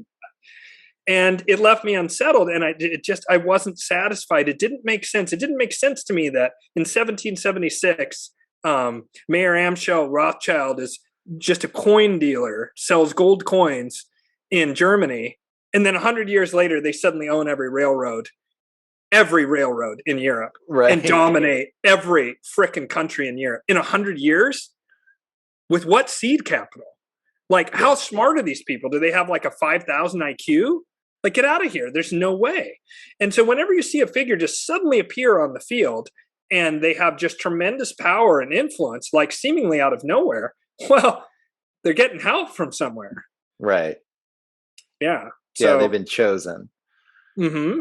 Exactly. And so my personal opinion is that the Khazarian mafia, which is a very small subset of Sabbatean Frankist, people who were once Ashkenazi Jews, but I agree with you. I don't think you can properly call them Jews any more than, so is the Westboro Baptist Church, is that representative of all of Christianity? Yeah, gosh, that's exactly. Not. Yeah. It's silly. It would be ludicrous to say that. Is some extremist, tiny Wahhabist sect that's blowing up buildings, is that Islam? No. A lot of people want to say it is, but no. Does that mean because this group isn't representative and they're bad, does that mean that therefore all the Abrahamic faiths are good and it's just the little people on the margins? No, I think you can criticize all three, that there's been historical things that have happened that aren't so good, but I also think there's beautiful things that have come out of all three of those groups, and I just, people always want to have Darth Vader come in, kick in the door, red lightsaber, I'm the bad guy. When has that ever happened in history? And the thing is, I don't even think most of these people think they're the bad guy. Some of them I think do. I think some of them are well aware of who they are. But in history, a huge amount of people who do terrible atrocities, they actually think they're the good guy. And they've demonized this other group. And nobody ever comes in and goes, hey, I'm going to be really evil and starve you and kill you and blah, blah, blah. Because what would people's response to that would be? They would immediately take up arms and resist. Right? Yeah, exactly. Are evil people stupid? Well, and that's where, to my point about the democracies, basically allowing or setting up these democratic revolutions where suddenly the democracy is the front, essentially the slave class or caste. I start thinking more in terms of a caste system here. the slave caste believes that they're voting for their leaders. And in the meantime, another kind of trip I've been on recently has been because people want to say, this is capitalism or this is late stage capitalism or whatever. But then when you go back in history, the feudal lords were using a system called mercantilism, which actually developed the first transnational corporations. And then there were these democratic revolutions, and who were these governments doing business with? The same transnational corporations. So the economic system really didn't change. There were these sort of political moves that happened, and yes, the people got to vote now for a bureaucratic institution that had sway over the making of some of these laws and theoretically, control over the militaries. But who's really making the money off of all of this? The same mercantilist corporations that have evolved into the corporations of today. And who are the people behind the corporations? Just like you said, well, whoever the shareholders of BlackRock and Vanguard are, and we're not allowed to know who they are. So exactly. Exactly. And that's very well said. I think that, behind most of the movements of the past, like few hundred years have certainly been, it seems again and again, it's this black nobility group. Yeah. Just again and again, it's these, another way you can just describe them if you want to, it's like European blue bloods, like the royalty, the royal families of Europe. But I don't like that because it seems the most powerful ones are the ones who remained in Italy.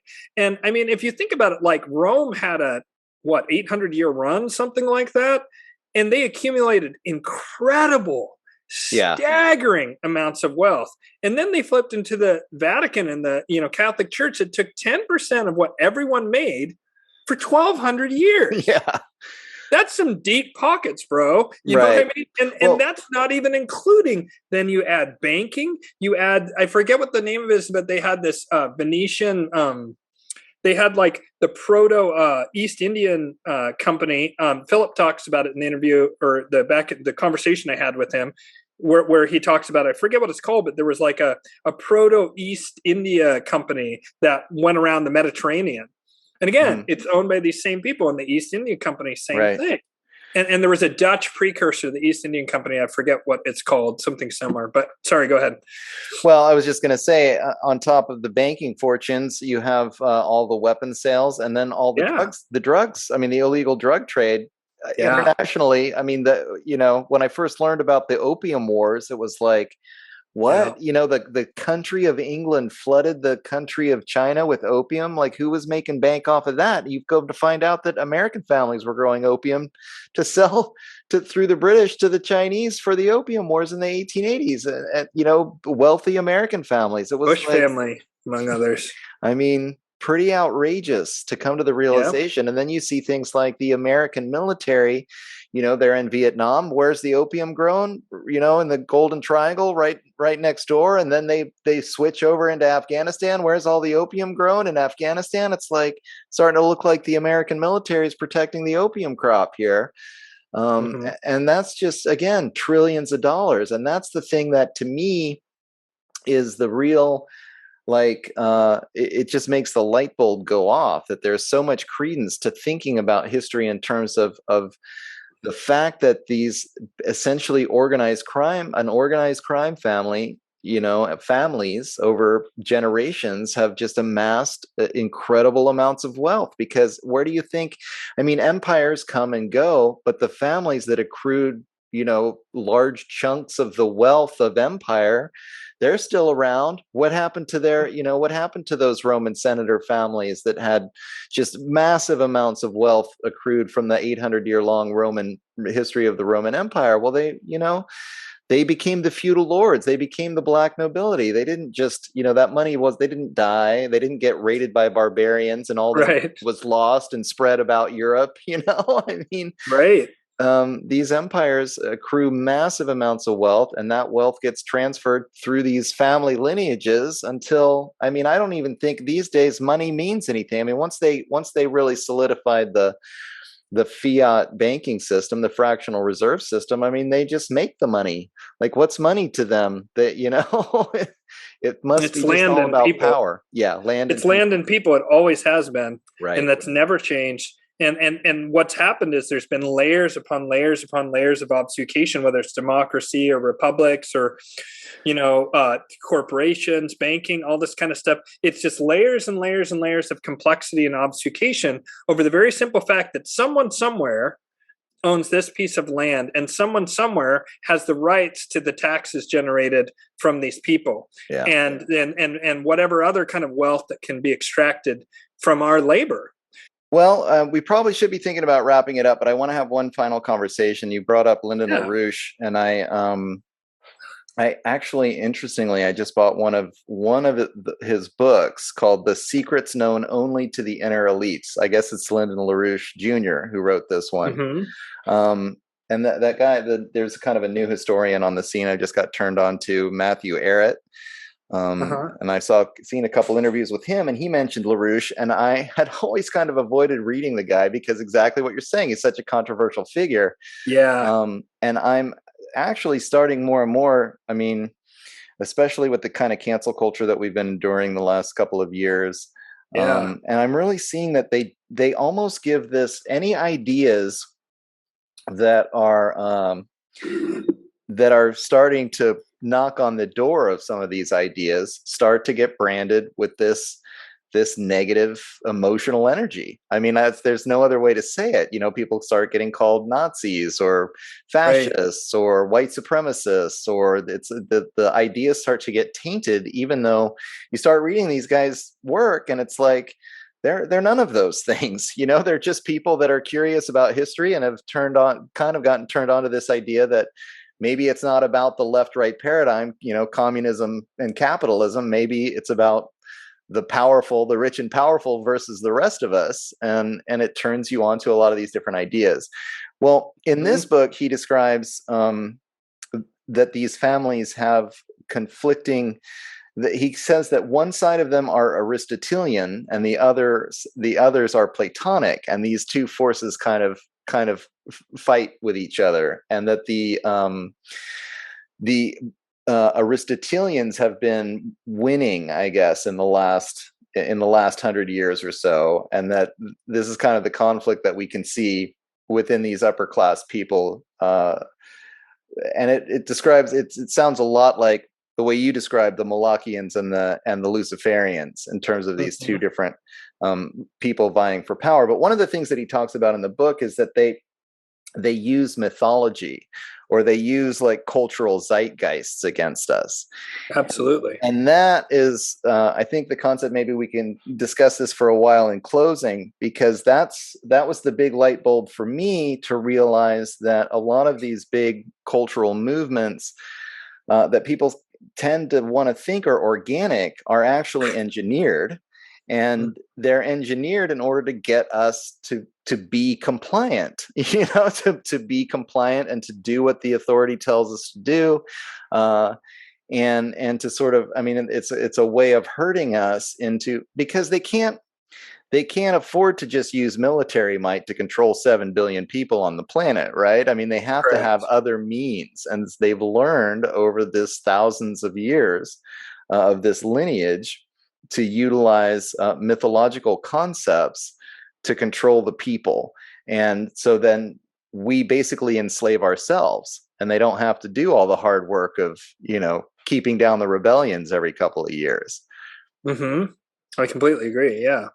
I think that since World War I and the creation of the Tavistock Institute, which was supposed to study in Great Britain, it was supposed to study the effects of shell shock, but that was actually a cover for what was sort of the proto psychological warfare, and now it's just an open psychological warfare organization. That's just what they do. Yeah. And an example of something they do that is one of my pet peeve things out there that supposed organically appeared after hundreds upon hundreds upon hundreds of years of refutation, dismissal, and really we've known for about 2,000 years it's wrong, something like that, is flat Earth. Flat Earth is a Tavistock created psyops in order to discredit people like you and I, or anyone else who wants to question the dominant paradigm. Right. People so-called truthers or whatever.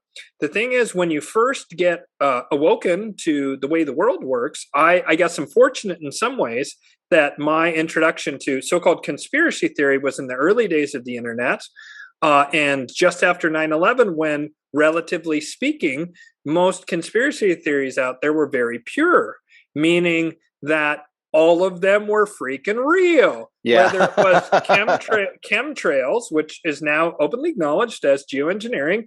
The former head of the frickin' CIA, that horrible Brennan? Yeah, Brennan, who was the head of the CIA under Obama, the drone king. He came out and talked about, oh yeah, we spray stuff in the upper atmosphere. Bill Gates come out, oh boy, as evil Kermit the Frog, we should really block out the sun, not because I have vat-grown meat and control of the food supply. These guys have just come out and openly say it, and people still act like it's not real. And I'm like, I know. What do you want? They literally talk about it at the UN. The head of the CIA talks about it. Bill Gates talks about it. He wants to do it. What do you call that when you drop chemicals out the back of a freaking airplane? It's chemtrails. So that was real. All the stuff about central banking was real. All the stuff about JFK was not the way it was said. It was an inside job of some sort or another. That's who knows what really happened there, but definitely it wasn't Oswald by himself. That I do know. That I'm certain of. Anything else about Kennedy, I don't know. But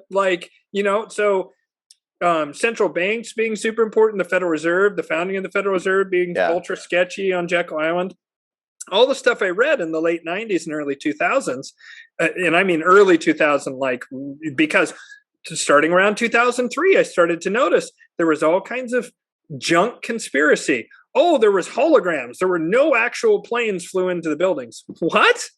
I've met people who watched the planes fly and felt the shockwave of the plane flying that low at sea level that fast. Right. Planes absolutely went in.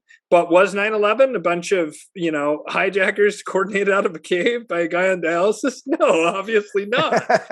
Obviously not. But it also wasn't, I don't think, alien technology, mini nukes, and holograms. I mean, maybe, but I don't think so. But those kind of theories started to have very slick packaging and coming out saying, oh, it's all this kind of stuff. And it was very slick and there was clearly money behind it, which made me go, huh.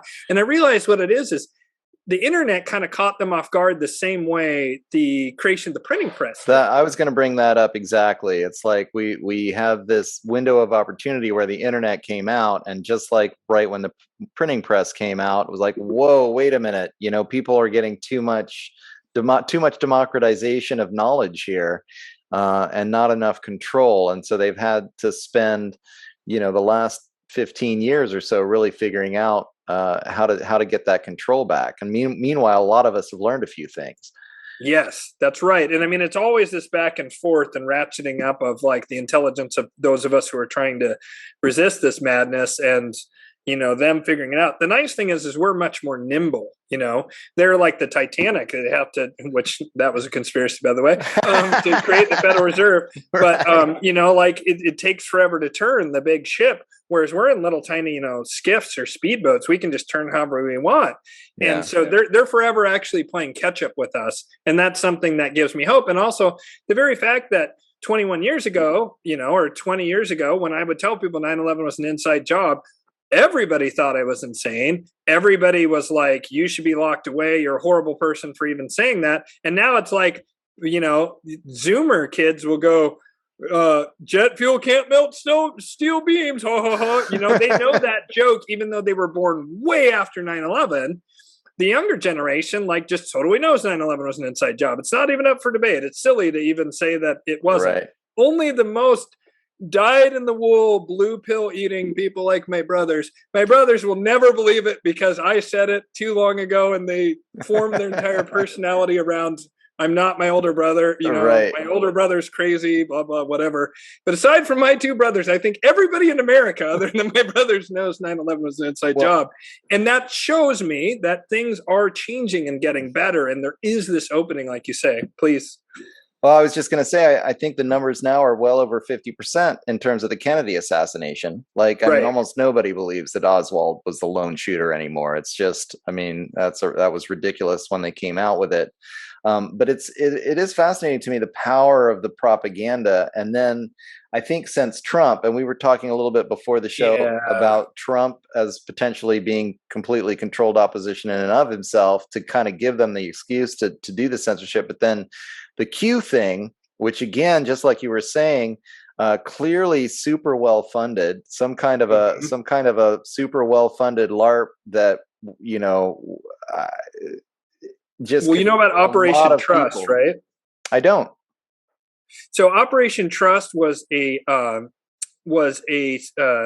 Stalinist, or whatever, those, a Bolshevik thing that they did. Not too terribly long after the Bolshevik Revolution, there started to be rumors about how there was Russian generals who were Tsarist loyalists that were going to strike back at the Bolsheviks, and that people just needed to, get ready, and they could support these generals when these generals came out of hiding. These white hat generals, they didn't call them white hats, but Right.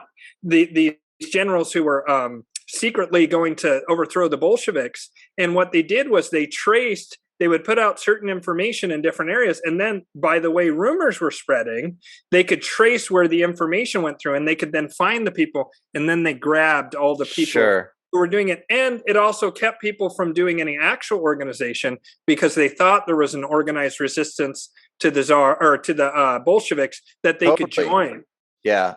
And what I see it is, it's been a huge paralyzation. I don't know how many people were saying, "Oh, don't worry, any minute now." And I will tell you, I had a flicker of hope myself that maybe it was true, just because I was so horrified of, I'm just going to say it, an obvious pedophile, right? Not even like they all are and they all go to Epstein's Island and blah blah blah, but like a guy who literally sniffs little girls on live national television, Right. and nobody seems to have a problem with this, that he was going to get in. I knew he was going to push the vaccines. I knew that, as bad as, and I actually think Trump, not so bad. I think he's the best 21st century president, whether he was controlled opposition or not. He just Sure. did less harm. He Yeah, just did less exactly. harm I mean, than Bush and Obama and Biden. Jesus. right.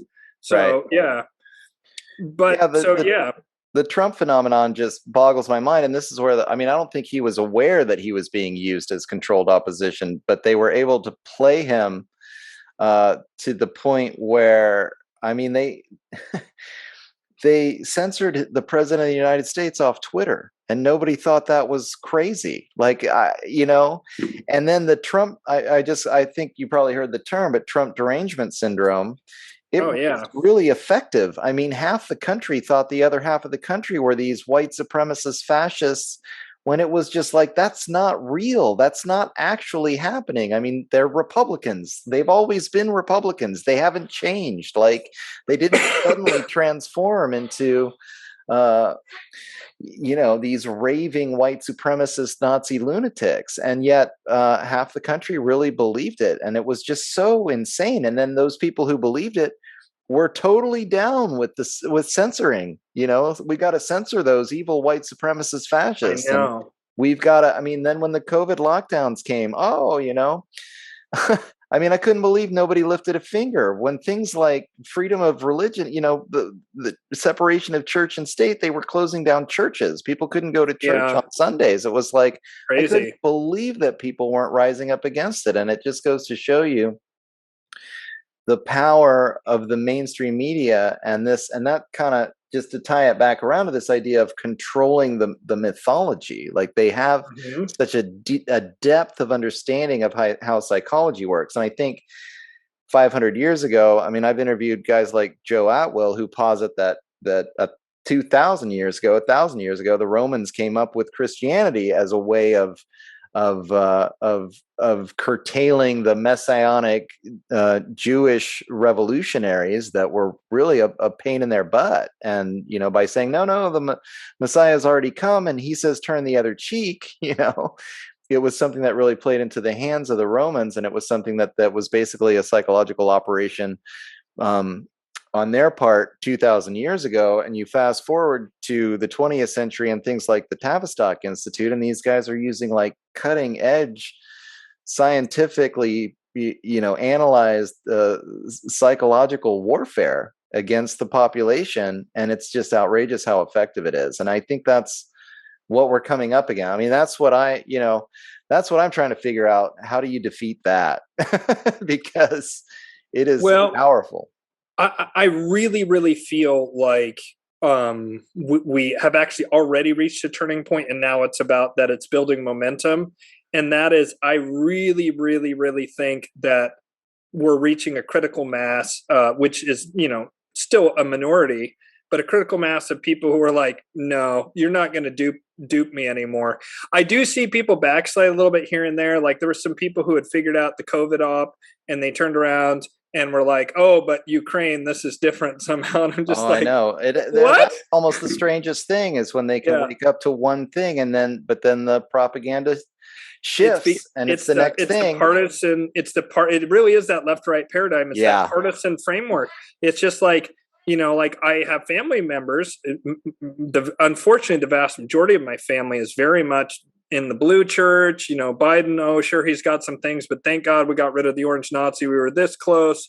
That those old ladies taking selfies in the rotunda, was just a matter of time before they went from selfies in the rotunda on Jan 6 to freaking total mass genocide. Like you could see with their knitting needles that they were getting ready to crochet nooses for all of us. Well, like, well, the January 6th thing is another classic example. Actual video of it? What was that?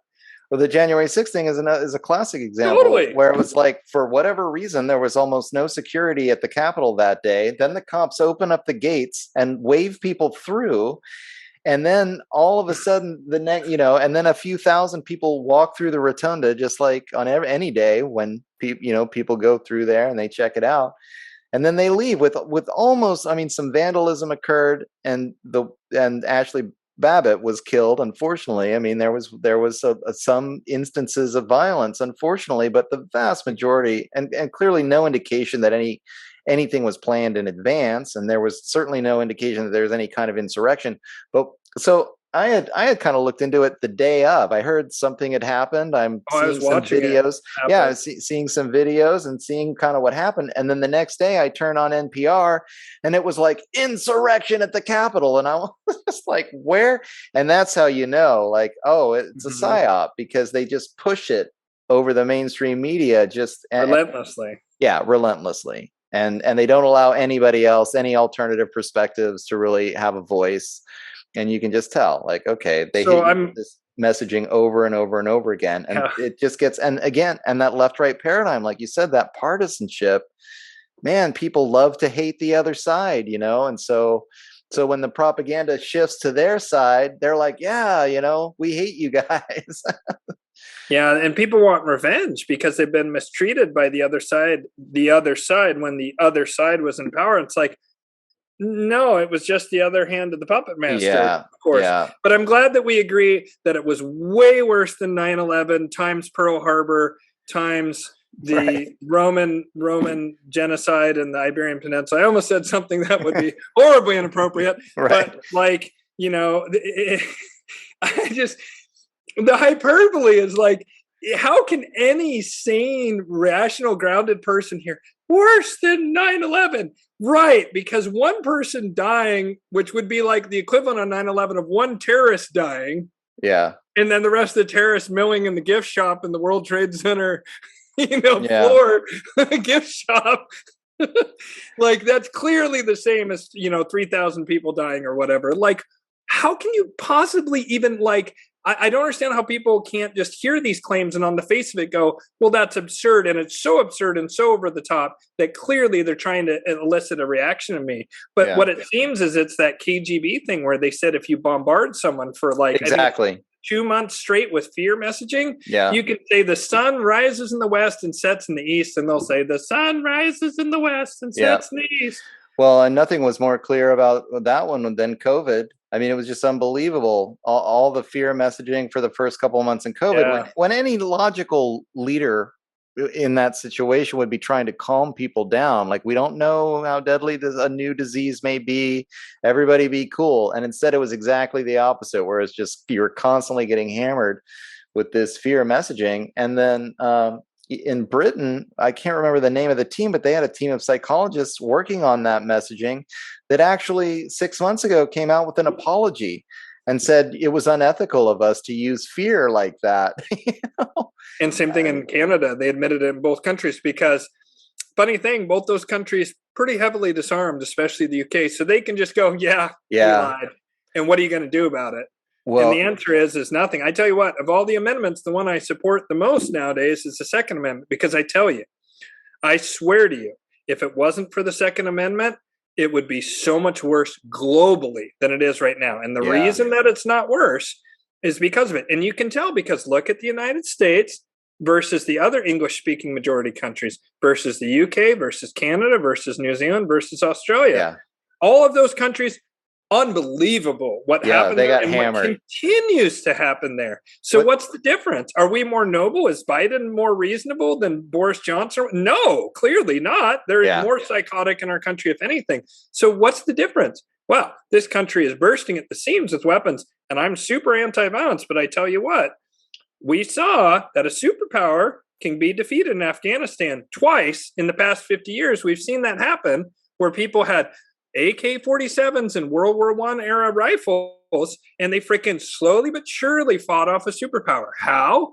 Because if you have a pistol or shotgun, which, by the way, kills 98% of all murders are pistol or shotgun. When was the last time someone said ban pistols? Never. You know, nobody says that. It's always rifles. It's always rifles, rifles, rifles. The reason is because you can be, if you're an Afghani Taliban guy, you can shoot an American a couple times and then you run away before they can call in the airstrike or whatever. And you just keep doing that for 20 years and you slowly grind down the country. Yeah, we left Afghanistan for other reasons, but the Afghanis did, with our backing, break the back of the Soviet Empire. So you can absolutely, with rifles, do a guerrilla insurgency. And Mao understood that, Stalin understood that, and Hitler understood that. And that's why they all took rifles. Hitler didn't think, oh no, the 5% of the German population that's Jewish or whatever is going to beat my Panzer divisions and Luftwaffe in open field combat. Oh, how can we ever defeat this tiny ragtag? He didn't think that at all, but he worried about getting shot from a building half a mile away from some marksman Jewish guy who had had enough of him. That's what they're worried about. It's an elite security concern. And why does it matter globally? Because they know that if ever they do the Joe Biden, well, we got F-15s and nukes, that first of all, basically the entire population would turn against them like that. The military would split. And there's a chance, I think a good chance, that the military could come back on the side of the citizens. And what would we do? We would go and free everyone else once we had reasserted control. And the reason I'm so confident of that is because if there was even a 60% chance that they could succeed taking everyone's guns and just loading people into camps or whatever, they would have already done it. But they must have war gamed this a million times, and every time the computer says, you lose, you lose, you lose, you lose, and they're like, shit! That's why they're so desperate to take people's guns. And I hope it never comes to it, but boy, they sure are backing the population into a corner, trying to starve us now. It was amazing to see what happened to Australia. I mean, it was just absolutely, I was horrifying. Like, what? I mean, they put those people under lockdown for what, a year and a half? Like something like that. Intense lockdowns where people were, I mean, it was outrageous to see.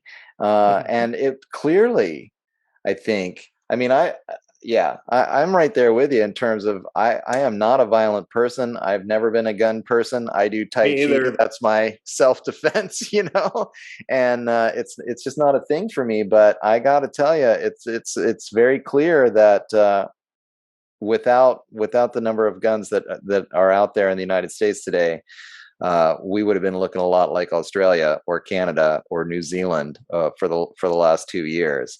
And I think it would have been worse in all of those countries and here. I think they would have already done endgame stuff, because it's pretty crystal clear to me that a big part of what's occurring right now, and there seems to be some consensus among the elites, what I see is that the Malakians have basically put out this, I mean, I don't know if we can say it, put out the thing that's going to lead to a lot of deaths and sterilizations, and already has. Yeah, right. Sudden adult death syndrome. It must be how hot it is because nobody lived near the equator. There's no cattle near the equator. They just all died at once, blah, blah, Yeah, blah. right. So the combination of that thing and then the starvation, like it behooves all elites basically if there was a lot less regular people.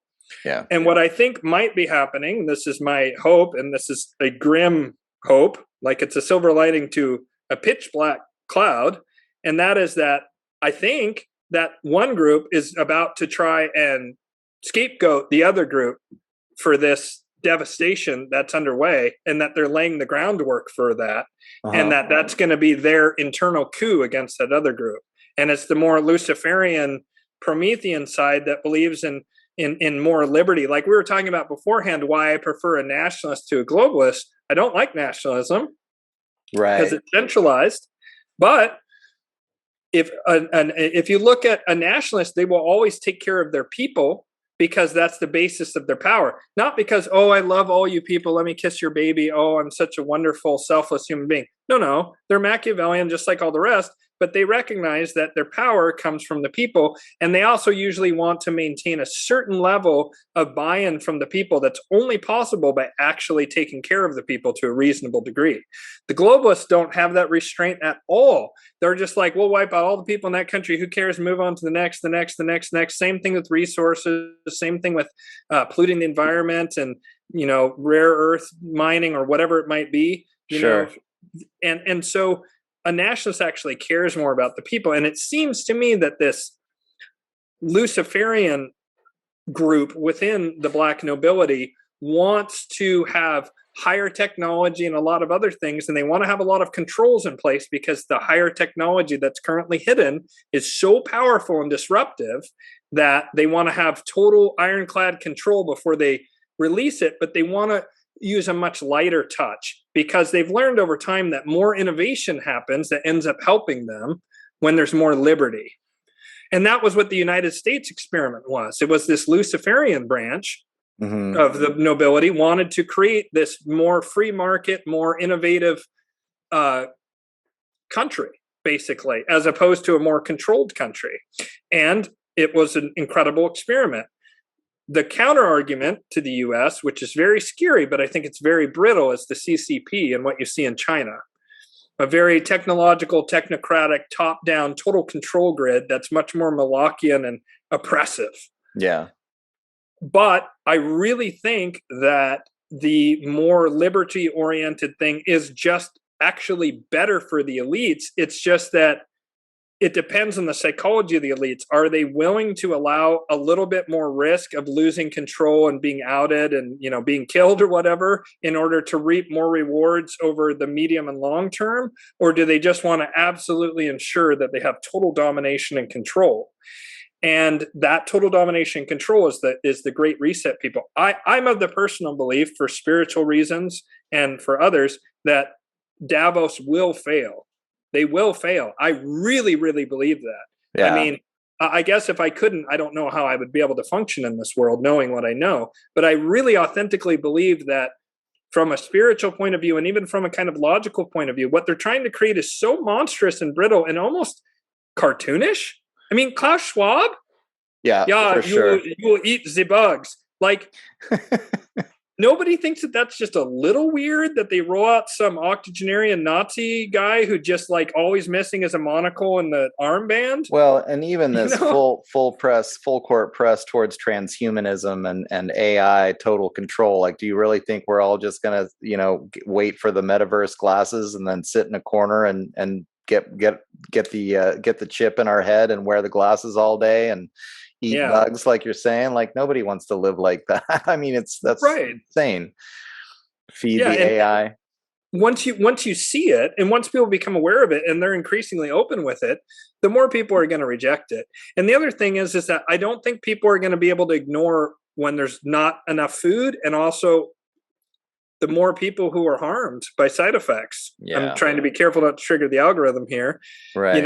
And that's becoming increasingly obvious, increasingly hard to hide. And what my experience is that as people move over to, you want to call it red pilled, not in terms of in the matrix sense, not in terms of Republican, although let's face it, the Republicans are at least paying lip service to the Bill of Rights, right? I struggle with it as someone who is from a Democratic family, blah, blah, whatever. I'm going to be voting Republican for governor and some other things for the first time in my life, just because Right. the Democrats are so insane. But being awakened to how the world works, it seems to be a semi-permeable membrane that goes in one direction.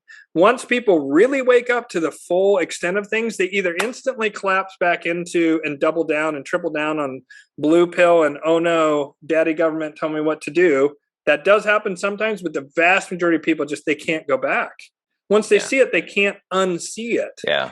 And so we're gaining in numbers every day. And also, a lot of the most ardent supporters of our fellow regular people, they're dying, literally. And they're going to continue to die in ever increasing numbers. And their brains are also going to have, I have a physician friend, there's going to be more and more neurological issues. They're just not going to be as effective. And so the people who are the most critical thinking, the most kind of iconoclastic, that's what I consider myself, people who just push against the dominant paradigm. Sure. And people are suspicious of authority in general. We're a weird hodgepodge of people. I used to think we were all awesome. And then I met quite a few extreme jerks who happen to be against the medical intervention thing, No, go ahead. I'm just going to say really quickly, and we should wrap it up. It's been going for a while, and we are kind of, but I wanted to say that it almost seems like, certainly amongst the quote unquote conspiracy theory crowd, and really almost across the spectrum, is that people are individuating. Like, there are so many different perspectives now about so many different things that no two people think alike. And, I'm almost seeing it on social media where people want to argue with each other still all the time. But at some point, can we just go like, you're a different person than I am, and that's fine, right? Instead of having to take these sides. And I kind of think that's important. That's an important spiritual place to get to. I mean, I agree. My experience with like Tai Chi and other spirit paths, or like a spirit path as a self-cultivation, my indigenous friends, they don't care about what somebody else thinks. Like, that's your universe. I'm in my universe. Like, why do I need to like argue with you about your perspective on anything, really? Like the whole thing. And I'm seeing this almost complete breakdown of this concept of like this taking sides, of this dialectic way of looking at the world. And people are just having to individuate and have respect for like, oh yeah, you're different from me. Everybody's different from each other. That's okay. Yeah. We can live in a world like that, and everything will be all right. I think it's better. Yeah. Diversity of opinion, diversity of perspective. Yeah. Exactly. I always tell people, don't believe anything I say. Like, look into it for yourself. I'm just trying to give people information that maybe will spark an insight, or they'll be able to go research whatever, and hopefully find some more clarity in life and what's going on in the world. And I really agree with you. I think we need to allow for differences. I mean, the Malachian side doesn't want differences. They want homogenization. Right. They want to stifle creativity. They want to stifle the human spirit. It's like those nightmare drones in whatever city in China. You must suppress your spirit's longing for freedom. Yeah. Yeah. Well, that's dark. Isn't it the perfect slave system to convince people that, you've got to take a side, and everybody on your side thinks the same. And then you have to fight the other side. It's like, what? And that's, I mean, people are so used to that. And I think there is a certain part of our brains that is attracted to that kind of tribalism. And so it's easy for the upper classes to exploit this in us and get us to be constantly fighting with each other. And if we actually get to a place where we're just comfortable with our own point of view and comfortable with the fact that our next door neighbor can think differently than I do, and that's fine. We don't have to fight with each other because I'm living my life and they're living their lives. And, we don't. Sounds like paradise. Yeah, we don't have to argue about the fact that, somebody believes in flat earth or whatever, or germ theory or whatever it is, Oh, yeah, that's true. That one does get on my nerves. I'm not going to lie, the flat earth thing. Yeah, fair enough. Yeah, no, but I also agree with you. Like, I can't I don't want to like talk about it, but like I would rather like have someone who believes in flat Earth and is against tyranny. Like I'm totally willing to work That's with you. just exactly. Just please don't That's talk to me anymore about flat Earth or show me any more videos or whatever. Like just please do not. Or yeah. else I'm going to send you stuff that mocks that because I've just had it. Yeah, I mean, But yes, I agree with you. We have to allow people to have differences of opinion and exercise free will. It's so important. Mm-hmm. And if we can all just agree to decentralize these power structures, like to go full circle, we were talking about this before the show, but just if everybody can, individuate, respect the fact that we're all different people, and none of us have to, worship or participate in these centralized political and economic structures that we're all sort of being forced to participate in right now.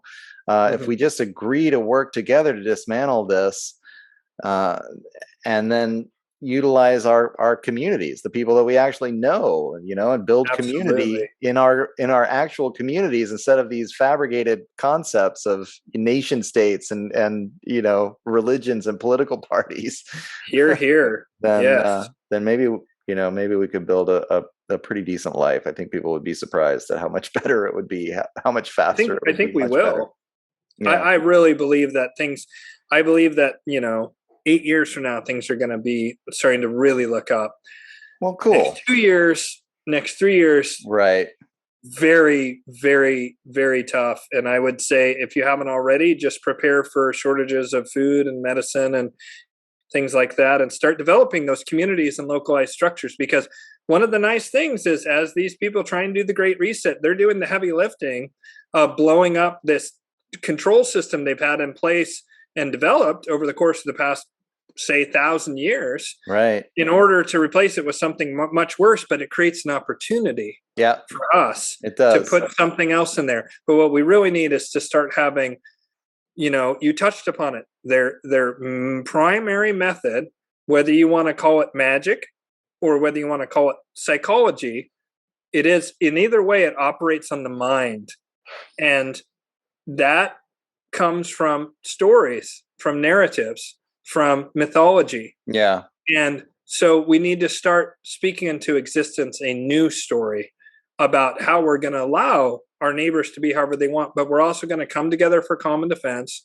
We're going to come together to trade. We're going to come together to help each other with the children and raising them and educating them. We're going to come together to share our skills and our artistic output and all the rest of what makes us truly human. But we're going to do that on a voluntary basis. And that's what we're moving towards. And it's not a utopia. It's just what we all want, to live our lives. Yeah. It's really simple, actually. So. Well, sounds good, Ian. I think we're probably going to need to wrap it up with that positive note. Yeah. Yeah, I love it. Do you want to let people know where they can hook up with, maybe get an astrological reading from you or and so I do believe in a dynamic between free will and karma, meaning that certain things are fated and destined to occur, but there is also always a free will element. And while the particular type of astrology I do, Vedic astrology, I also do Western astrology if people are interested in that. But Vedic astrology, which is kind of my passion, it shows certain karmas that are going to ripen over the course of your life. And it can really help give you guidance in these difficult times. It truly can. I mean, people always rave about how clarifying it is. And I can teach you how to take weak points in your chart and turn them into strengths. Actually, I've figured out a way to sort of hack your chart, so to speak. And so that's www.whitelotusoflight, all one word, whitelotusoflight.com. And you can find my YouTube channel by the same name, White Lotus of Light. And on my YouTube channel, I talk about all kinds of crazy things, alternative history, like we're talking about here today, but also I spend a lot of time on various esoteric and metaphysical subjects, interview Templar Grandmasters. I interviewed Laura Eisenhower, the great-granddaughter of Dwight D. Eisenhower. She's into some really out there stuff about aliens, I will tell you that. Yeah. She's great, though. I love Laura. Has a beautiful, beautiful heart, wonderful woman. I'm going to be interviewing Walter Bosley soon, who's a published author who talks about this whole phenomenon of, some people believe that there's very advanced technology that's currently hidden from us, things that people might call UFOs. That actually that humans are what people are seeing, and it's just advanced aerospace stuff is what people are seeing most of the time. Mhm. So I interview people on my channel, all kinds of stuff.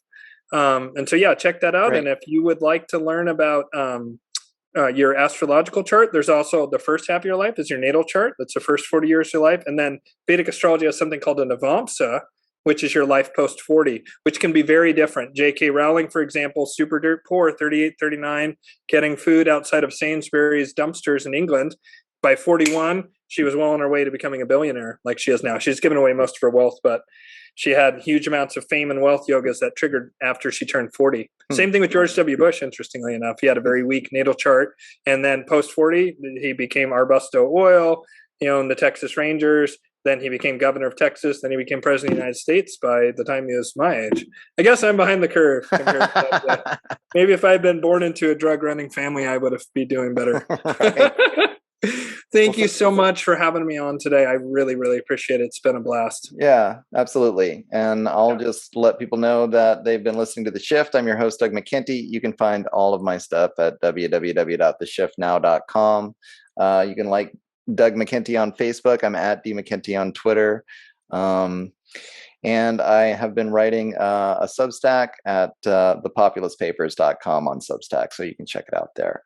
All right, thanks everybody for listening, and thank you so much, Ian, for coming on. This idea of the Black nobility is something I've wanted to get into for a long time, so thanks for coming on and helping me and helping my audience understand this a little bit better. Thank you, Doug. It's been a pleasure. Yeah, you bet. Have a good one. All right. All right, there you go. My interview with astrologer Ian Ferguson. I got intrigued with his work. I saw him post on my Facebook page this interview that he had done about the Black nobility, and it was a subject that I've been interested in for quite some time and never really took a deep dive into. So I was excited to get a chance to talk to him and learn a little bit more about it. It's just astounding to me. I guess, first of all, I think it makes a lot of sense that knowledge is passed down in this kind of lineage fashion. If you think about yoga, or you think about Tai Chi, or even Native American systems, they're passed down from teacher to student over generations. And the thought that there is a lineage of these empire builders with this sort of darker esoteric wisdom that's out there, that's operating behind the scenes, does make sense to me. It's so hard to imagine. Because so few of us are exposed to that, and our education system teaches us a sense of history, essentially based on dialectical thinking and Marxism and Hegelianism. So the idea that there are these lineages working behind the scenes that can really have this kind of control over what's happening culturally, economically, politically all across the world is difficult to fathom. But it does appear, I think, that there can be a cohesive lineage that has been driving essentially cultural imperialism for the last 3,000 years. It did start in the Middle East.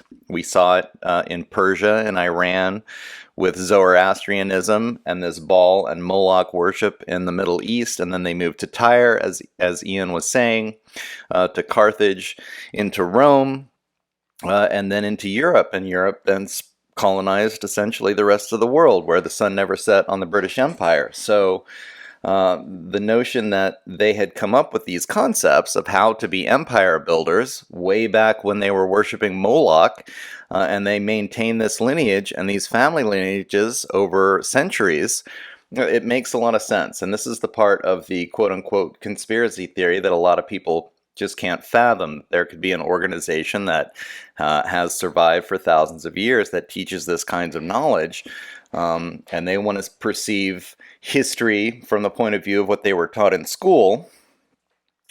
And that history is a political history where people vote or kings rule, and then they get taken over by other kings, and things kind of move on according to this natural progression. So the concept that there is a lineage that's been driving this thing for thousands of years, that's been maintained, is difficult to grasp. But again, it just makes a lot of sense to me Because I think that these concepts like usury, like the central banking system, the system that we have today with the International Monetary Fund and the World Bank, which almost every country in the world now has a central bank, they're all connected to the IMF. How did this develop? And then you go into the history of it, and the whole history of the debt-based financial system. It's I always, as you all probably know, think about it as a protection racket, like an organized crime family, and that's what I think we have here is this organized crime syndicate, potentially organized around this Moloch worship thousands of years ago, and these families have simply continued to evolve and continue to do their thing.